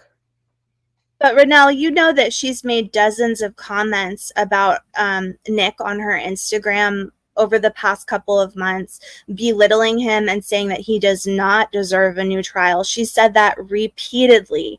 She's repeatedly brought up the fact that he has shown interest in BDSM. And this is something that really bothers me because BDSM is very common in the autism community. These are just all things that like anyone who has a child with autism, I feel would have some like concern for or understanding for. And it's something that has really bothered me. So it's interesting to hear that now she's changing her tune after she said so much negative stuff about Nick Godejohn. And I'm not saying some of it isn't important to look at. I have a lot of thoughts back and forth about Nick, but I could not believe when I saw that she was leaving comments and messages saying that Nick did not deserve another look at his case. It just really bothered me. So doesn't that also speak to her? What was her motive of doing all that? Because let's not forget the whole Fancy situation, Fancy and Brandy. When she did eventually get an interview with Fancy and Brandy, her words are absolutely 100% when she was asked if she thinks her son was capable of being manipulated into murder. She did not hesitate not once and said yes. In her live last night, she tried to backtrack that, and she says that her son will never be able to be manipulated because he will always have the attention. He'll always have somebody there for him. Nick had parents like that too. Nick's mother and them were always there for him. Please correct me if I'm wrong. When Nick left, and I'm not saying Katie Joy's son will do this, but I'm talking about Nick Goudejohn. His mother didn't want him to go. When he did eventually go, his mother contacted Gypsy to find out, where's her son? Is he okay? That's not a parent that doesn't care about their child, that just lets their child go. You know what I'm saying? Am I making any sense? I 100% know what you're saying, and I absolutely believe that any child with any kind of special need, and even if they don't have a special need, you're going to be worried about the things they can do, but especially when they have a special need. It's not wrong to say, I have concerns. I'm worried about what the future holds for them. I know for me, when I see Nick Goudejohn in prison, it's not that I think my child is going to do what he did, but I do feel, but for the grace of God go I. Like, I'm never going to say that it wouldn't happen. I always want to be able to empathize with what happened to someone like Nick. And, you know, knowing that I absolutely love this wonderful, amazing, absolutely incredible person in my life who happens to have autism. I can't understand why Katie has been so willing to say that Nick doesn't deserve to have some kind of special look taken at his case. Now, I don't think legally he's going to get anywhere, but I still will always support it. That's just how I feel about it. It's just wrong. It's just so wrong. You know, at the end of the day, Gypsy struck a luck. Period. Nick does not need to be where he is. I'm not saying he needs to be free. Absolutely not. But he needs the help. Joe, can I ask you, in Australia, are there any special laws or institutions for someone like that has a diagnosis like Nick? I'm curious. Yeah, so you can actually, I actually do know somebody that committed the big M word. There's actually been a couple. There was a public case a few years ago, and the prison actually has a ward attached to it, a medical ward. Oh wow, and that's awesome. They're attached. They get assigned to that, and that's where they go. And so there's a little bit more freedom. Like, they're allowed to go out with but they have to have family with them if they're going to go out and do anything. So it's not like prison as such, but it's a medical ward, but it's attached to the prison. But what you need to be able to prove to get in there is very, very, very hard. So you can have a mental incapacity, but it has to be, there's certain requirements that you have to meet to be able to get that back. So, but I do know somebody that comes to church occasionally. I would actually is allowed out once a week and has to come with his mother. He's been deemed with those medical conditions and can't be in a proper prison, so he's under medical. It's a medical ward, a medical prison ward. Thank you for letting me know. I really support something like that for people like Nick. I'm not saying he has to be let out right now, but I'm sad that there isn't more support in our system.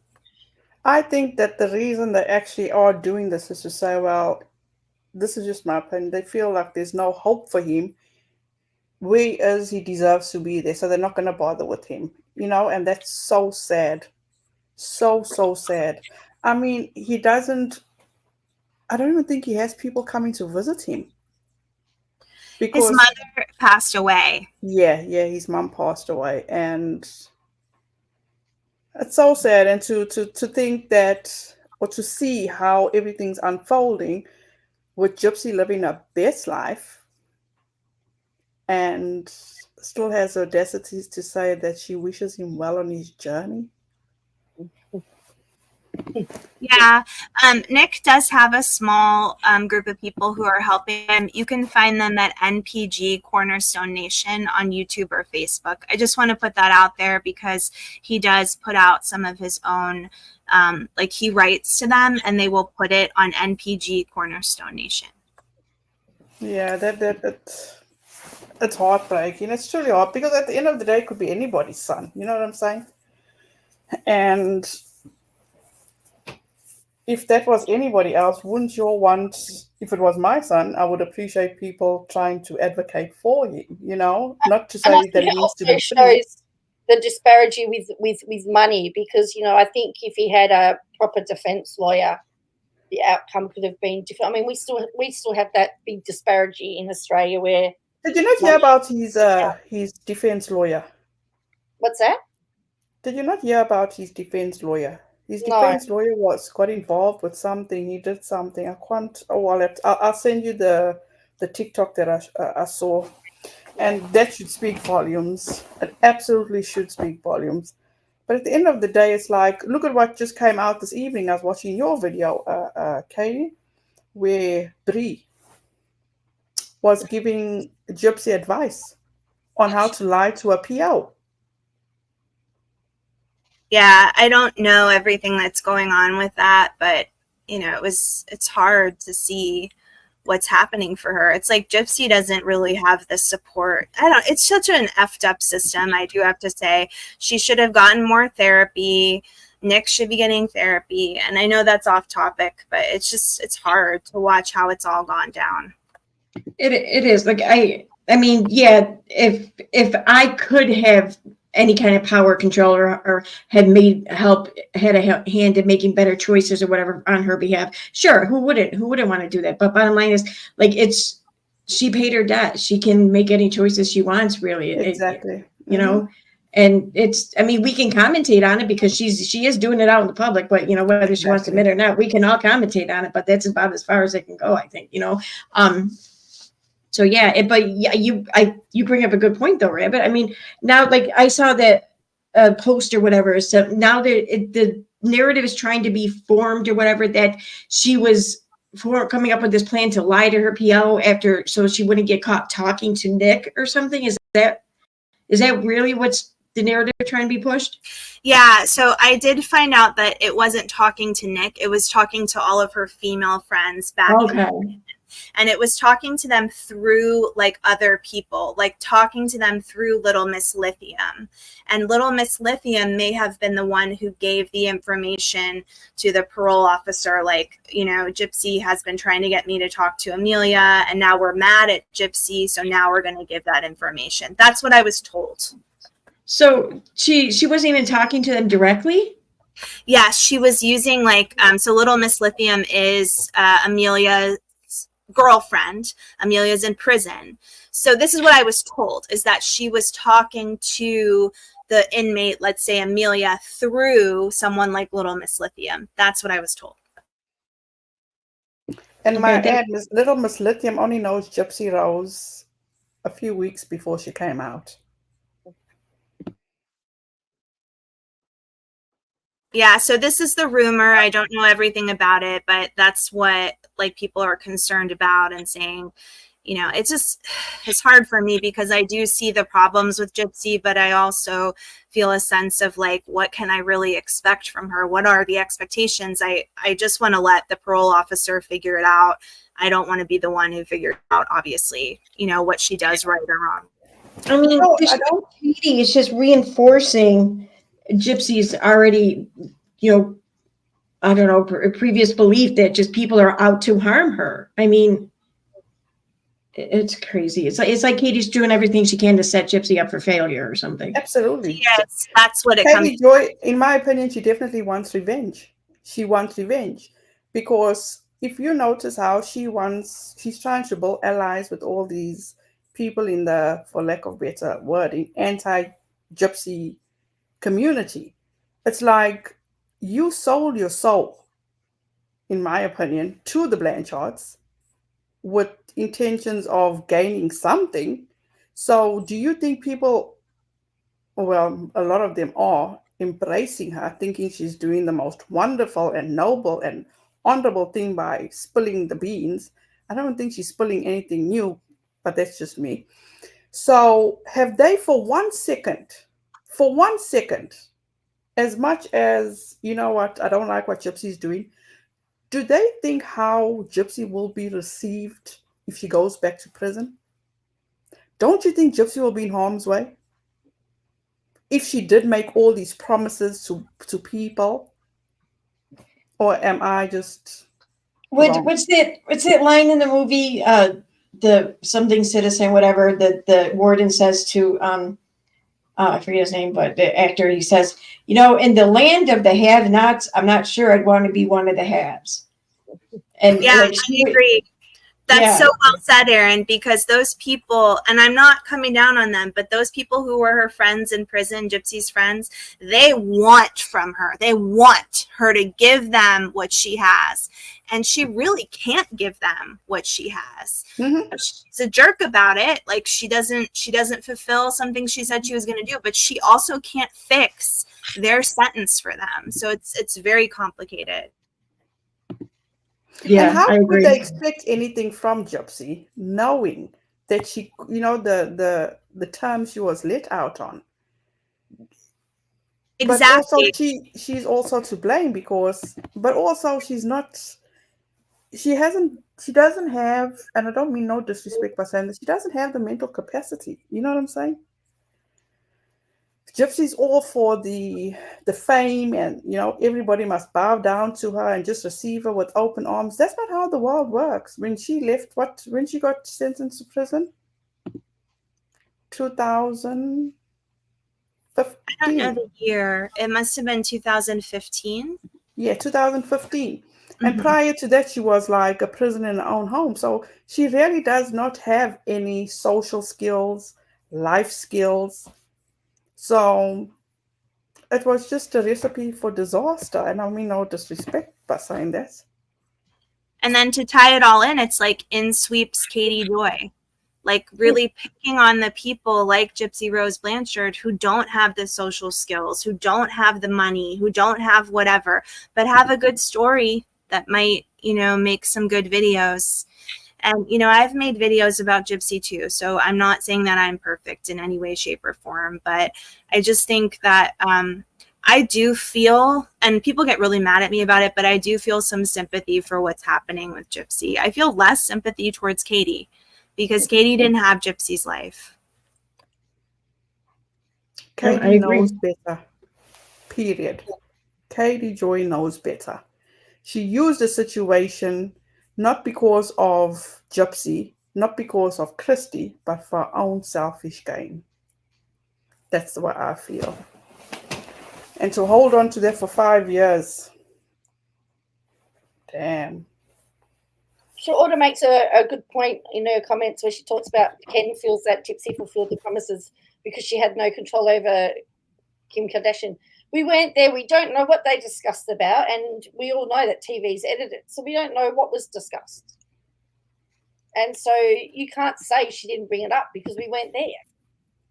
Now, this is, like as I said, I watched a lot of Fancies when when all this first started. And I think if Fancy did not show up to the Blanchards, they would have not gotten, and I'm not blaming Fancy, don't get me wrong. I'm not blaming her at all.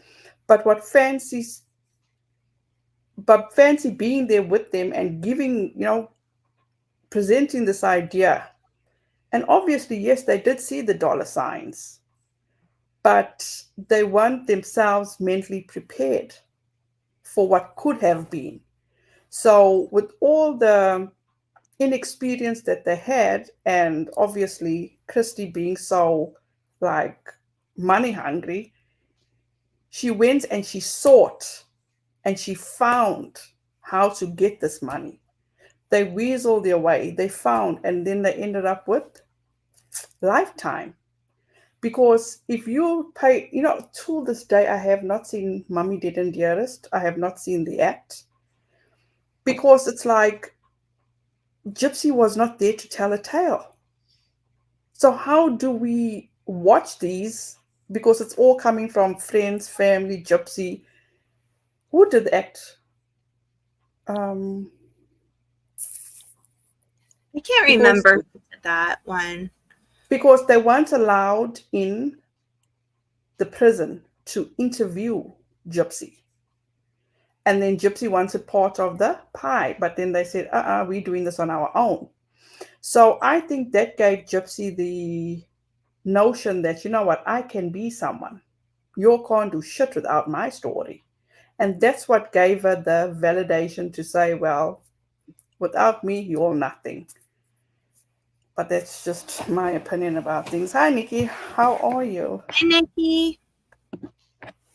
The Blanchards are operators. Kristy is in particular. I wouldn't mess with those Cajun chicks for real. Why? How? Why is everybody so scared? Scared of what? I don't think it's about being scared as much as Kristy for the past 5 years has been running a ring, Renelle. She really has. She has so many content creators that she's been interacting with. She'll get them to fight with one another, and it's just become very well known that she's been doing this for the past 5 years. So it's kind of crazy to think about how manipulative she's been about it. That's why I guess Katie Joy kind of fit in to the mix. Yeah, like part of me doesn't blame her. I mean, if this were my stepdaughter, you know, and I was the stepmother involved, I mean, I would be all up in shit, you know, looking to protect my stepdaughter and stuff. But I do think that she's definitely gone way too far, because I mean, how else is she going to learn how to be an adult if she can't be the adult? So yeah, and I would also say, EKC, I question if she really protects Gypsy or makes things a lot worse for her. I think she causes some of the rifts that happen, and then people blame Gypsy for it. And I've also seen Kristy like cause a problem and run away and pretend like she didn't cause that problem at all. So it reminds me of KJ. And I also agree that it must have been hard for Kristy to have everything happen with Gypsy. I understand that part of it, but the manipulation is strong with that one, I think. Yeah, I haven't followed her too much, so yeah. But Katie, this is my issue, okay? What I did watch was, I can't remember what it was. I think it was the Prison Confessions. Some documentary I watched, but it wasn't Mommy Didn't Hear Us, and it wasn't the act. The family said they knew what was going on from the time Didi was still in Louisiana. Yes, they had some idea of what was going on, for sure. That's been even like Kristy's left comments online saying they knew that she could walk. They knew certain parts of it, for sure. So it's like, I don't let anybody off the hook, you know. They're all to blame for where Gypsy is today. And one thing you cannot catch up on with is time. They all fucked up. You cannot catch up on time. You just got to keep moving forward. Oh no, this is what also pissed me off. Sharon says that video at the doctor where Kristy is the one FaceTiming Ken to tell Ken he's the daddy, while Gypsy does a fake shy wave behind her like she barely knows him. Now, yeah, that was weird. It was weird, but it was also very childish of Katie Joy. How come Katie Joy is only seeing these videos now after it was given to her by little Miss Lithium? Because apparently the woman in the back was, I could be wrong, and if I'm wrong, I apologize, was Miss Vicky. So if, as Katie Joy says, there was like a few of them that were like the mother, and Katie Joy was one of them. So why was Katie Joy always left out of so much? I don't know, but I will say this. I'm highly aware that same video was given to several creators, not exactly Katie Joy. So how come Katie Joy saying she didn't have it? Yep, I have no idea. I just know that there were other creators who received the videos as well, and not all of them have chosen to use them. So, I mean, I don't know what the reasons are, but I just find it interesting because Katie's not the only one who's gotten that stuff. So wait, let me get this straight. So Gypsy had Didi for a mom. then now she has Kristy for a stepmom, and then Katie came in the whole picture and was like a mom. Like, Katie what is the new DD, in my opinion. Wait. Like, Now, Katie, setting her up to failure. That's all I'm gonna say. Exactly. It's just like one big shit show. Honestly, it was. Oh, I don't know if Katie Joy is so. Hey, she's a manipulator. I'm sorry, she's a manipulator. Did you all see what she did with the post she made about conspiracy? Yes, and I love conspiracy. That was wrong. First Yep. of all, I commend conspiracy for at least it wasn't what's her name? It wasn't Balls or it wasn't anybody that we familiar with. It was somebody totally different trying to give somebody else a heads up. And I commend her for that. I truly do. Unfortunately, Little Miss Lithium is Katie Joy's child now, apparently. Yeah. That was sad because I think Conspiracy does a very good job. She's a stay-at-home mom and she does her little channel and she's making all kinds of views. But a lot of her views are about Gypsy. And so I really feel like Katie also called her out, hoping that Conspiracy would respond and it would help move some more of Conspiracy's viewers to Katie.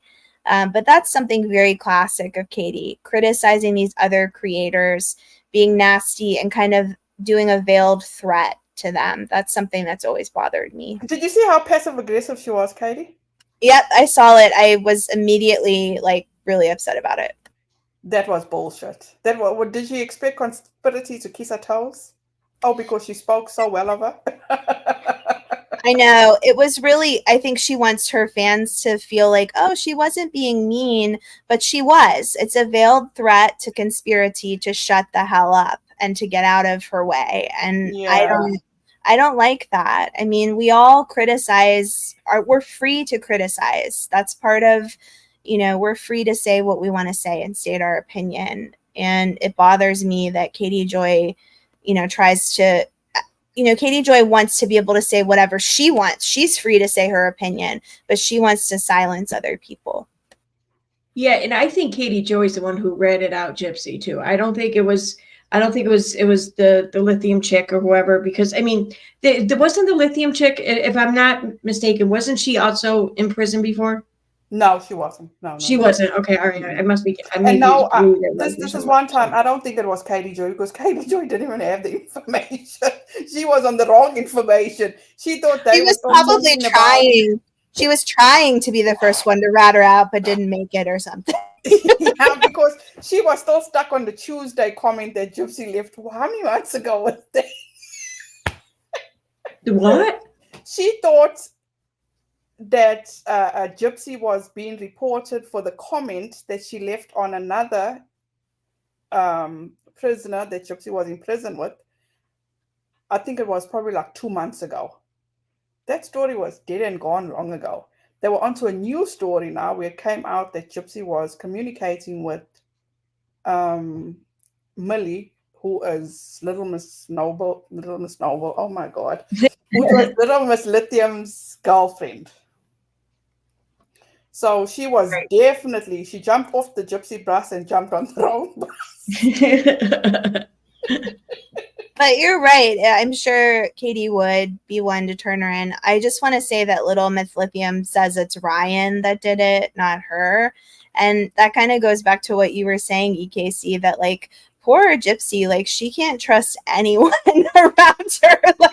There's no one to be trusted, and she's not to be trusted either. So it's a sad party, I think. Because this is what also astonishes me, when in the beginning when Gypsy got released, and then what's her friend's name, Katie? Her other friend, Amelia Bird. No, the other one, the first one. Oh, the first one. I can't remember. I was thinking of it last night. Yeah, she had a really good friend on TikTok who was helping her. Yes. I forget her name, though. So, I'm sorry. I mean, straight from the get-go, straight out of the gate, why couldn't she just Rachel, right? Yes, that's it. Rachel. She could have just told Rachel, look, these are my terms and conditions of, being out on parole. I can't. Why couldn't she just tell, or somebody could have told Rachel, or Rachel should have known Gypsy wasn't able to communicate with her? Well, I sent that. So Kristy messaged me and said that is the reason why. She said, Rachel should know that Gypsy can't communicate with Thank her. you, Jay. Because Rachel Garlick, yes. Anyway, Kristy messaged me and said, this is when Kristy was like commenting all over my stuff and I was ignoring her because I saw that it was manipulative. But she did message me and said, Gypsy can't talk to Rachel because of the terms of her parole. I mentioned that to Rachel and Rachel was still feeling like Gypsy could communicate if she really wanted to. So I don't know. Nikki, no, Lithium was never in prison. She said she only got a citation or something like that. No, she think. And if little Miss Lithium does hear this, my deepest sympathy or condolences for the loss of your boyfriend. That must be hard for her. That's what I'm saying. Bunny is like, what do they think that Gypsy is going to be or experience if she does get put in prison? She'll be pregnant. Who would want that? I mean, come on. Agreed. I don't even know what to say. I guess it's just up to the parole officer. It really is. And hopefully they can distinguish what's real and what isn't real, because people have been reporting her for every little thing since she got out. Now, I'm not saying she hasn't done shitty things. She has. Like, she really pissed me off, like shit she was doing on TikTok with Adoptive Kate. And I think it sucks. But at the same time, I'm not sure that it's worthy of going back to prison for, Yeah, and I agree, Lamb Chop. Katie Joy would do something like that. Look at what she went and reported. What's his name? Todd Chrisley to the FBI for witness intimidation. Oh, exactly. Yeah. So I wouldn't put it past her, but this time now she was on the wrong bus at the time, so I don't think it was. Oh my God, but there's just so much, and it's all going to come out because I still don't feel bad for Katie Joy. I don't. She got herself into this. She withstood it for 5 years, or even 5 years, yeah. And she knew what she was in for, so you made your bed, lie in it. And I'm sure she's going to try to profit off of this till the utmost. Because at the end of the day, there's so much that's coming out. First, she says, she didn't stipulate how much she spent on her legal fees. Now she's saying she spent nearly 500,000, and which it does sound right. And then that's insane, but that sounds right. I mean, yeah. I just can't believe it. That's crazy. And then also she said in one of her videos, she says that she never got paid for the documentary. But then in one of her lives, she slipped up and she says she didn't get paid she got paid 1/10 of what she spent on where she was at it with 7M. So and she said she spent 60,000 where she was at with Shin. Crazy. So, okay, maybe my math is wrong, but 10% of 60 is 6. She at least got paid 6,000 for that. I think that's crazy. I can't believe the money. The money is insane. Who remembers the video she did where she cried? All the money she's... Thank you, Leon Chop. I appreciate you. Remember EKC where she was sued by Tati? And she was going off the True Sleuth, and she cried. How she's... The sad fishing video, yep. And the money... It's going to your lawyers. It's supposed to be going to your son. And just nobody, I just want people to enjoy my content, but no one's clicking on my content anymore. So it's like to work so hard and put this out there and nobody clicks on it. Oh my God. Oh, yes. And I wonder where is he now? FBI Steve on speed dial. I don't think so, Alpha Omega. If she goes back to prison, I don't think so.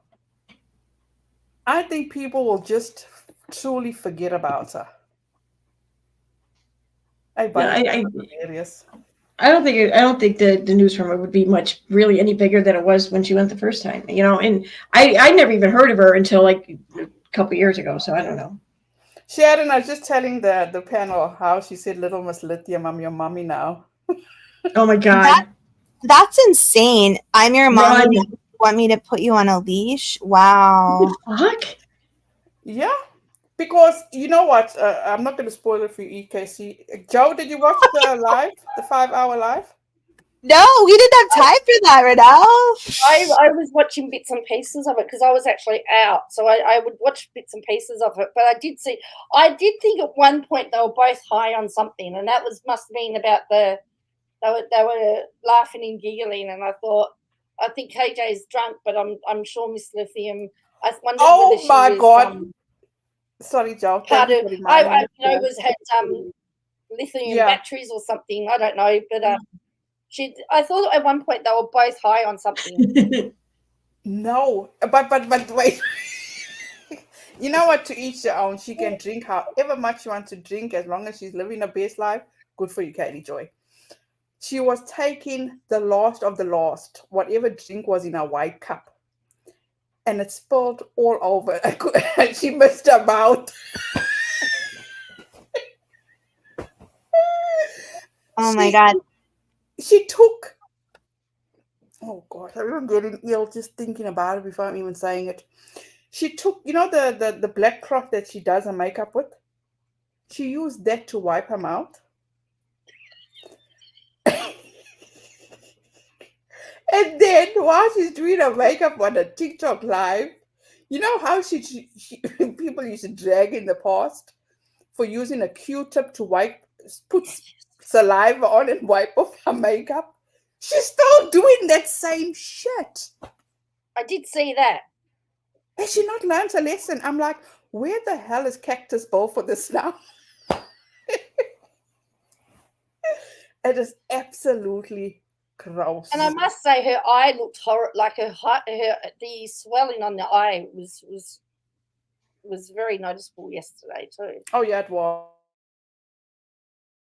When you think about Miss Lithium, I just want to put out there, it's classic Katie Joy. That Katie is like 40 something years old, like 45, but Miss Lithium is 20, and they're like vibing so much. I mean, I'm not saying you don't vibe with people other than your age, but I just feel sort of like Katie has this thing about snatching up people who haven't fully matured into themselves. Not saying Miss Lithium is like this, but just she takes people when they're vulnerable and kind of snatches them up. Well, there is that video where she said she wants to be, that she wants to go after younger men when she's older, isn't there? That video? Remember? Yeah, and I don't find that. Yeah, I think that's crazy too. Yeah, then there's one video I mashed it together. I put it up on my channel. She's talking about, what's his name? Micah Plath, is it? Is that his last name? Yeah, Micah Plath. It was a few years ago though, and like he had just turned 19 or something like that, or I forget. And she's talking about how he's a model, and then she's like, he has a bulge in his pants or some shit like that. And I'm just like, wow, who says this shit publicly? Like, that's so gross. Agreed. I don't even know what to think. I think it's crazy that she has these relationships with I don't know. I mean, it's weird that she had a relationship with Kristy, and I don't know. I don't understand. I don't understand at all.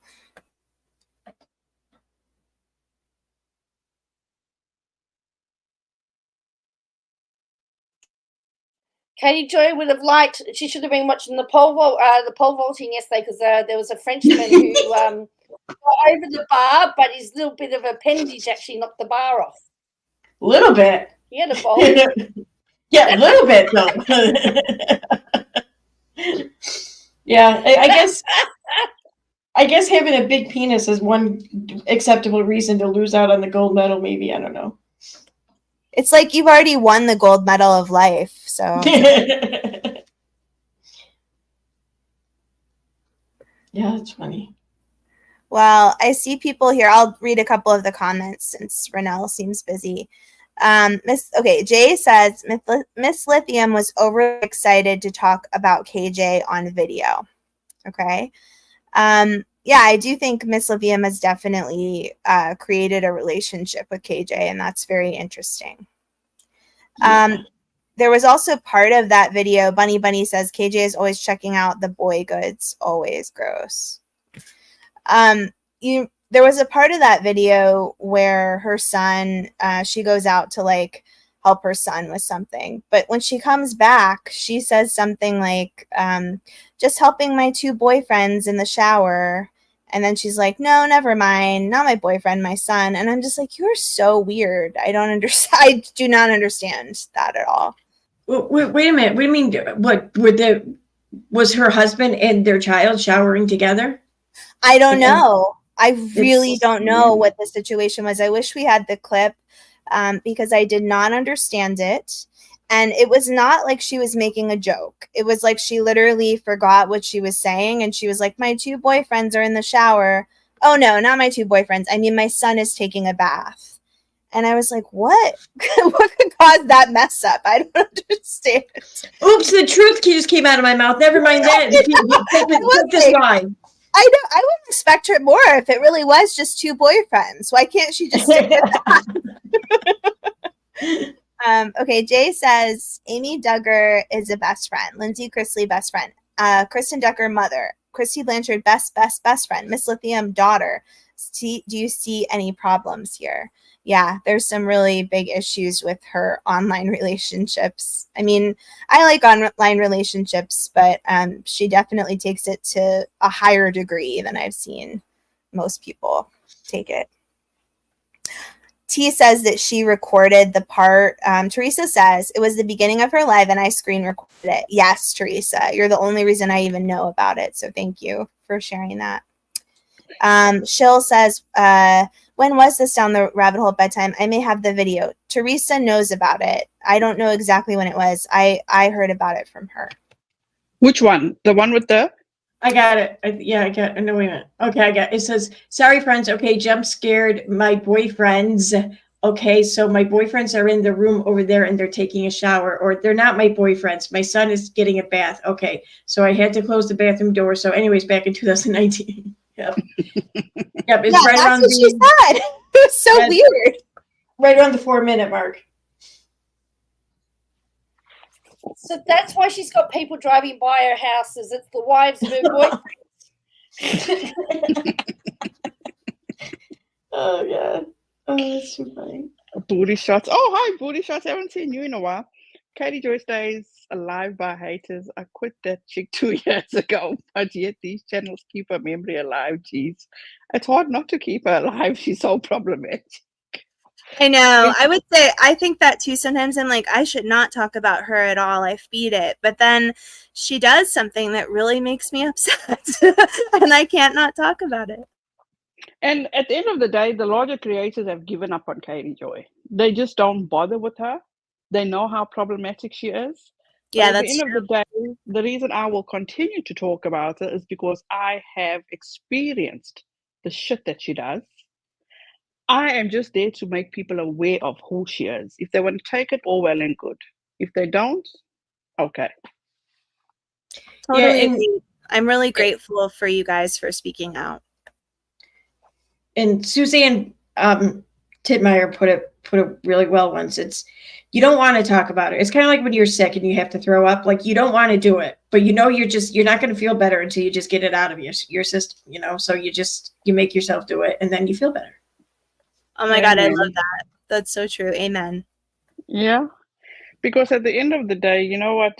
This is Katie Joy's bread and butter, period. Katie Joy does not want to get out of the house. Katie Joy does not want to face anybody publicly. She claims nothing to be scared, but she will continue to do what she's doing. She is the jack of all trade and master at none. What do you mean? She's a reporter.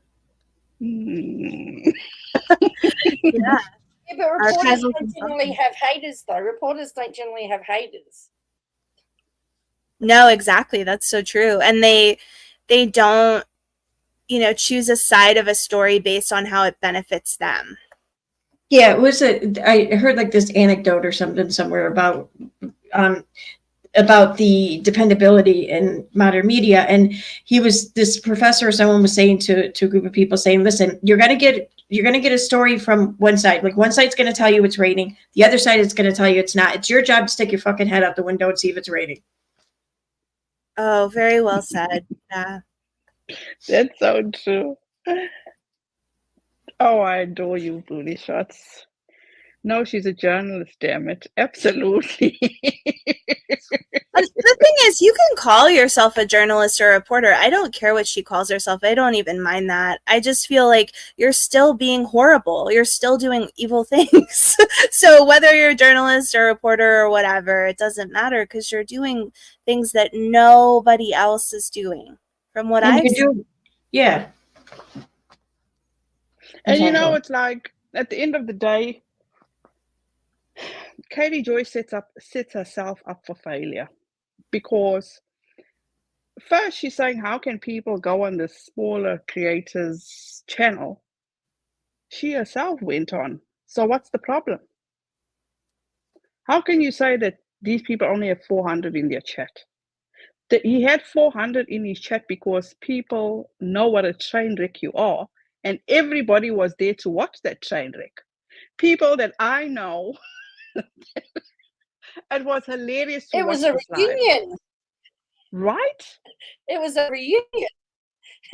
And I'm like, I'm so sick and tired of this whole Booty Shot said, her and Gypsy are two peas in a pod, both suffer from Munchausen by proxy. One's the victim, one's the perpetrator. I don't believe that, and this is not going towards you in any way, Booty Shots. I don't believe Katie Joy has Munchausen. She's just fucking lazy. That's what she is. And number two, I'm so tired of this Munchausen, because none of these people have been diagnosed. Yeah, and now Katie's saying Gypsy doesn't have Munchausen. So I'm like, oh my God, just drop the label and just call you all assholes, I guess. I don't know. I did sort of. Because now somebody that, I'm going to give Katie Joy credit, she's smart. Okay. She knew this all along, but she kept on with the grift with the Blanchards. Now, all of a sudden, she didn't have Munchausen because she was never diagnosed. People have been fucking saying that for years, but only now you want to get that point out. Yeah, exactly. She does it when it benefits her. Yeah, and Bunny, she only stayed on the panel because that's her way of getting attention. She had somebody to finally. She had other individuals to speak to, instead of sitting in that little room there talking to her phone. I agree with that. And she actually took someone from, this is my understanding, I think there's a person on Sir Morbid's channel called Starlight, and she goes on there and talks to Sir Morbid. Well, now she's on Katie's channel talking to Katie in the live. And so I think this was also Katie's way to actually get a friend to come on her channel and talk to her. Absolutely. Oh my God. I just realized Sir Morbid only has like 6,000 subscribers. I mean, it's not saying that this, not impressive or whatever. That's not what I'm saying, but she has almost 400,000. What is she doing? But I do think, I'm sorry, Casey, I only wanted to say that I think this was part of, she wanted to go in. Sir Morbid has like, a lot of Gypsy devoted subscribers. So I think that was part of it too, is she's going to go to these people and try to get their Gypsy subscribers to come over to her. You know what I mean? Right. Yeah. Okay. And she couldn't stop talking about how much there's nobody. I don't think there's anyone on YouTube that's doing Gypsy that has like hundreds of thousands of subscribers like she does. But I don't know what I'm saying. I think Sir Morbid is very likable, and a lot of people go on his panel for that. And Katie Joy isn't likable, so they weren't going to come on her panel, And that's why she only put on subscriber mode yesterday, so she could get those subscribers. Well, Playboard said she got 2,000 subscribers yesterday. Yeah, From you're that right. live. She's not stupid. That's for sure. Yeah, she knows how to do things. She got YouTube down to a science. And look, Sharon says Sir Morbid had a previous channel that was really big, but he was demonetized. So that okay. I didn't know. I saw a video of Sir Morbid. You should look into it. I only heard of him one time, and that's when he allegedly, from what I could gather, had pictures of the glare that I might have had an interest in seeing if it was offered, but no one offered it. So, oh well. I still have a feeling that Katie Joy didn't know anything. She thinks she knew, but was kept. Amen. Amen. Short order. Cook. We're on the same page. Exactly. That's exactly what happened. Yeah, there's. I mean, think about it. They have to know by now that they can't just trust people, let alone people in the media. So, I mean, if they're sharing any information, for the most part, I would think that it's either benign or stuff that it's a narrative that they want out. Well, okay, so EKC, perfect. And Renell too, because that's what that person, Ryan, the channel Ryan, who was friends with Kristy for a period of time, that's exactly what she said. She claimed that during the time that she was friends with Kristy Blanchard, Kristy kept telling her things and saying to her, but I really don't want you to say that on your channel. Don't tell anyone. Don't tell anyone. But what would happen is Kristy would tell a bunch of creators the same thing, and at least one creator would go forward and talk about it on their channel, and then they would all start talking about it. And Ryan said that by the end, she realized that what Kristy was doing is she was telling them things that she wanted them to spill on their channel. Even if it was bad about Gypsy, she was putting out information and she was trying to get the creators to spill it on their channel. And I found that really interesting. But don't you guys find this interesting now that Fancy, Katie Joy is so far up Fancy's backside and saying how she was right about so much, but when Gypsy sued Fancy, Katie Joy felt the need to make a whole video about that. Yeah, I don't think either of those women ever forget a damn thing, and this is going to end spectacularly, I think. Yes, get your popcorn ready when it comes to Fancy and Katie. You know, I got to suggest this to you guys because just I think it was about 3 weeks ago, you know, I was talking to my girls about this, and we were talking because my girls, they're one of a kind. So they had friends over, and the one said, one of her friends said to me, Miss Now, I don't know you cover Gypsy Rose. I said, no, I don't cover. I just cover because of somebody else. So they were saying, oh man, it's so sad what she went through, and you know, people need to leave her alone now. And I'm like, I get you, but do me a favor. If you feel this was so bad and you think Gypsy's on the right path, and I highly implore you guys, take this down. There's a movie on, I think it's on Amazon Prime. It's called Allison. Watch that movie and you tell me something about survival. It's about this woman in South Africa. She was from Port Elizabeth. She came home one night with her, going out with her friends, and she stopped at a friend's house to pick up her laundry. And when she came home, she was carjacked. And this guy said to her, if you want to live, just scoot over. I just need to borrow your car for a little while. And as he drove out of her driveway and he stopped a little down the ways and he picked up a friend, they took her to a secluded place. They did the most heinous thing to her. They took turns, and she thought, they're not going to let me live. Oh gosh, I don't know how to describe this. Basically, after they did what they did to her, they stabbed her over 30 times. She had an out-of-body experience, and she thought to herself, now, she was clearly gone, and she was hovering over her body, and she thought, do I really want to go back? So she went back into her body, and she muscled, or she found a way to get up and go search for help. But when she stood up, she found something cold on her thigh. I'm telling you the whole movie, but you gotta watch it because it's really in depth. She feels something on her thigh. Her intestines fell out. But as she stood up, her head flopped back because they cut her throat. So she took her one hand. So basically, one hand is holding her intestines, and the other hand, and this is a true story, it's on Amazon Prime if you think I'm talking shit. She took her head and she put it back up onto her shoulders. She managed to get to the road for help. The one car passed her by. They thought it's just a, deceased person on the road. The next car came by, it was two youngsters. And they stayed there and they waited for, oh, you saw it, Bunny? Good. They saw this person that needed help. The ambulance took over 50 minutes to get there. When she got to the hospital, these doctors said they've never seen something like this in their entire career. This woman survived all that, you guys.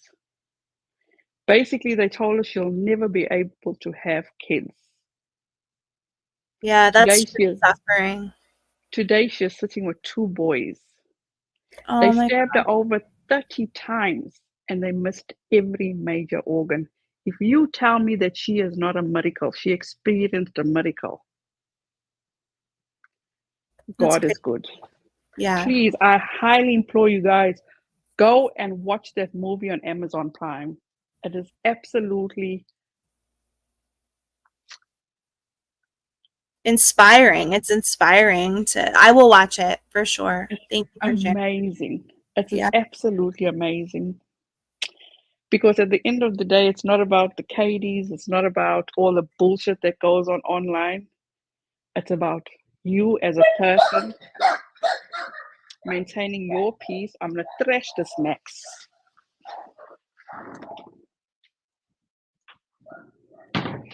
My husband closed the garage door from where he is out of town, so he's walking thinking somebody's coming in. So you guys, that's where we're at now. Once again, everybody in chat, you guys are amazing. Thank you for having me, Renelle. I'm glad to see you. It was absolutely, it's always just such a pleasure. I promise you guys I will do this more often. Like I said, yes, do it again. I like it. I know, but as I say, this whole month, like now, oh God, I got the two best before I go. Even you, Joe, the best advice for sending your kids off to college, your child, she's a girl. What's your advice? Oh my goodness. I don't know. Someone else go first. Best advice. Put me at ease. Differently in Australia because we don't send our kids away as such. There's a couple of things that they can do, but like we don't literally send them away. It's just another part of the education, so it's slightly different here. So I can't help you there. I would say celebrate it. I know that that's hard because it's like you miss them and you're worried about them, but it's such an accomplishment for their lives that they, that they're going to school, that they made that choice. So I think I would say on some level there has to be a celebration. I'm happy for you, and your children are amazing, Renelle. I appreciate that, Katie. What I told my daughter is that I mean, if I had anything. Sorry. Okay. So what I told my daughter when she went to college is that it's not about the end goal. It's not about the destination. It's everything you're doing. It's all about just doing it. It's not about the goal. It's about the journey, whatever. That's awesome. And I would just, my advice would be is to say that you're just proud of them. Just always be proud of them. I like that too. And Flying Laura said to you, make sure you call them and you send them care packages. I think that's really, really sweet too, if you send a care package. Yeah. Oh, and don't sweat the petty things and don't pet the sweaty things. And I live by the saying, in Australia, we have a saying called peas get degrees. So a pass is okay. I like that one. Awesome. Yeah, I like that too. No, they don't. Because we were actually, they also say that, yeah, Joe, because at my daughter's orientation at college, I said the same thing. That's how the kids look at it. I just looked at her and she's like, no, Mama won't do that. I said, good. Because, you know, the hard thing for me, you guys, is that my kids and I, we're so close, you know? And when my son went off to boot camp, and I've said this before, I cried for 6 months straight. Now, the hardest thing for me is, this is my daughter. She's a girl, you know? It's like, I'm not like in arm's reach or just like 10 minutes away. If something happens, I'll be there. Just hold on. You know, I'm there. It's like a far way away. And but that, you know what, that's a gift to her, because she's going to have to learn skills that she wouldn't have learned if you were real close by. And it is a gift. I had a different situation, but I feel that I was very gifted to kind of have to be on my own and have to figure some things out. It made me who I am today. So in some ways, you're giving her a gift by not keeping her, you know, not saying, I wanted you closer. Like, you're letting her go. And I think that's amazing. And that's the thing that I'm having a hard time with it. You know, as a parent, you think of the worst. No. Dude, oh my God, dude, oh my God, for like the few months before my daughter left, I mean, she was only going to school an hour away, but still, you know, she was going to be staying in the dorms and everything. The shit that went through my mind, like, I feel you, like, oh my God. It you know, it worked out okay, you know, obviously, but like, I was terrified. And you can see that's where I'm at now, because it's not like she's going to be living in the dorms because they don't have dorms. She'll be living in her own apartment. And does she have roommates? no. Okay. Well, is it like an apartment complex? Yeah. Okay. How does she feel, Renelle? Is she scared or is she happy? She's happy. Katie, honestly, she's like, deuces, Mom, I'm out. You know? Yeah, she's probably like counting down the days and shit. Yeah. Yeah, she is. She's like, I love that. You made her that way. That's awesome. I love that. And don't get me wrong, she is so, you know, she's 18, but I think she's more mature than my 22-year-old. And I think what makes her even more like excited about it, this is what she's from when my daughter was in the 3rd grade. I'm talking about the 3rd grade. She says, I'm going to be a lawyer. And now that the time has finally come, she's like, she's so pumped. I can't even put it into words. She's so focused. And I'm so grateful for that.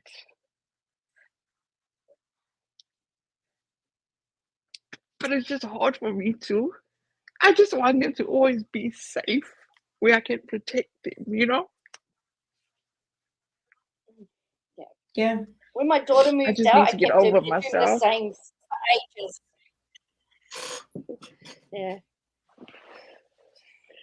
I'll get over it. That's what it is. It's just been like a rough few weeks. It's like, and it's because my whole intention was to just go and be with her for the first month, you know, to basically put myself in it. But now I'm looking after my grandchild, my kid, my son or my daughter-in-law can't take off work, so they could keep the child, and everything works out for a reason. So I think I just need to deal with it.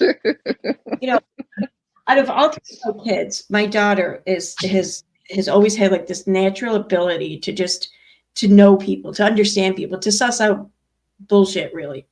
I don't know where she gets it from. Seriously, I don't know. But ever since she was a little girl, like she's very good at it. My sons, on the other hand, are the exact opposite. So that I kept reminding myself of that. That, you know, if she were to come across some dangerous people, chances are she'd know that, you know, she'd feel it. She'd get out of there or something, you know. I just kept telling myself that. Yeah. This is one time go ahead, Katie. I just want to say all of your chats like so supporting you. And Mama Celeste says, try to remember what a smart child you raised into a smart adult and have faith, Renelle. I feel your concern. It hurts worse when they are so ready. And everyone's sending you hugs. And Sharon says, Renelle, your work is done. You have nothing to worry about. You have equipped her with everything she'll need. Be proud. You are giving a wonderful young woman to the world. I know it's hard, but it's so true. You guys, you know, you have so much to be proud of, really.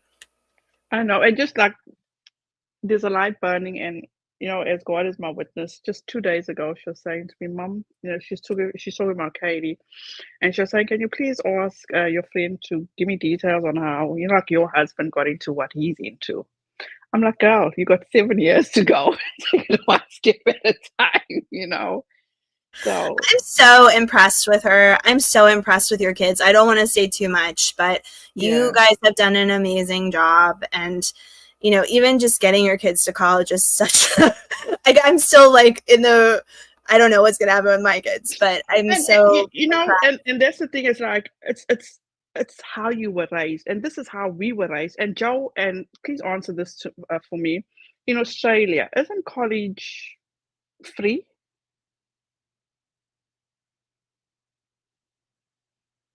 You muted. Yeah, you can get, we have what's called a higher education contribution scheme, where it's actually deferred and it doesn't need to be paid off until you earn a certain amount of money. And I think it's $70,000, and then you have to pay it back over. It comes out of your income tax every year. Mm-hmm. But there are courses now that are completely free that the government, so they've identified a whole pile of jobs that need workers. So, for example, nursing and teaching, the government will actually pay for you to attend those. Exactly. And that's what I was saying, you know, like I was explaining to our kids, I said I was going to go, but I'm still setting my mouth here. Anyway, you know, it's so hard, not hard, but I've been in this country, 20 something years. And now that my kids have grown, well, my son has been out the house for so many years now, it's so heartbreaking to see these youngsters be burdened down with student debt. That is the most heartbreaking thing. So it's like you're putting how much of your life aside to pay back the student debt before you can yourself can enjoy your life. And I'm so glad and eternally grateful for where I've come from, the way I was raised, that I have installed in my kids to say, if you don't have, don't get it. Now, when it comes to college, there's no way, and we've done, this is our second time, because my son is in the military. Second time now, our children will not have that debt to hinder them in their life, you know. And I'm grateful. I thank the Lord above that we could, you know, focus and do this for them. But it's just so, like, you get countries like Australia where they're giving them that for nothing. It's just like, I would put, you know, our younger generation, it's just heartbreaking. It truly is. So even now the teachers are going back to school. It's like, I know they have Amazon registries or wish lists, and people on Twitter and all those places, you know. That's what I'll be doing with my thing for this month, is going online, whichever teacher's there, so be it. Because they are the ones. I'm so impressed with you for helping your kids in college and everything, because it is really, really expensive. I can't imagine. But, you know, I know you're doing the best that you can, and your kids are doing the best that they can too. And they deserve to go to good schools because they've worked so hard. So I know in the end it'll work out, even though now it's hard. get through it. I wish I had Katie. I need to go to Katie. Katie, I wish I had the thing to because she chose the college. She could have gone right down the road. Yeah, it would have been perfect. No, Mom, I want to go to this college where it has the best curriculum that I need for my future. I'm like, That's amazing. okay. It's not amazing. It's too far away. I feel you, but it's going to be okay in the end, and she'll be happy. She'll thrive. I'm sure that she'll thrive. I know. That's what I'm saying. I'm grateful for you guys. You know, as much as people think, you know, it's just online, but at least it's something, you know. I could have never got what I got from you all now, to make me feel at ease, to know I'm not alone. You know, other people have been through it. I need to suck it up. No, I'm so glad that you did this panel, and we care about you. It's real friendship from us, for sure. Yeah. As I said, you guys, I promise you I'm going to get on it now. I'm going to put all those videos together, all the lives, and so whoever wants to see it can see it. And thank you guys so much once again. I truly appreciate you guys. I truly do. You guys are awesome. You really are. Having me. Bye. Thanks for having me. Katie, all your links will be in the description. You guys, please go and sub to these wonderful people. And you all have such good hearts. I truly, I believe that. You are amazing, ladies. And I appreciate all of you. All right, heading off to bed. Good to see all of you in the chat tonight, too. Good night, everybody. Have a good night. Bye. Yeah.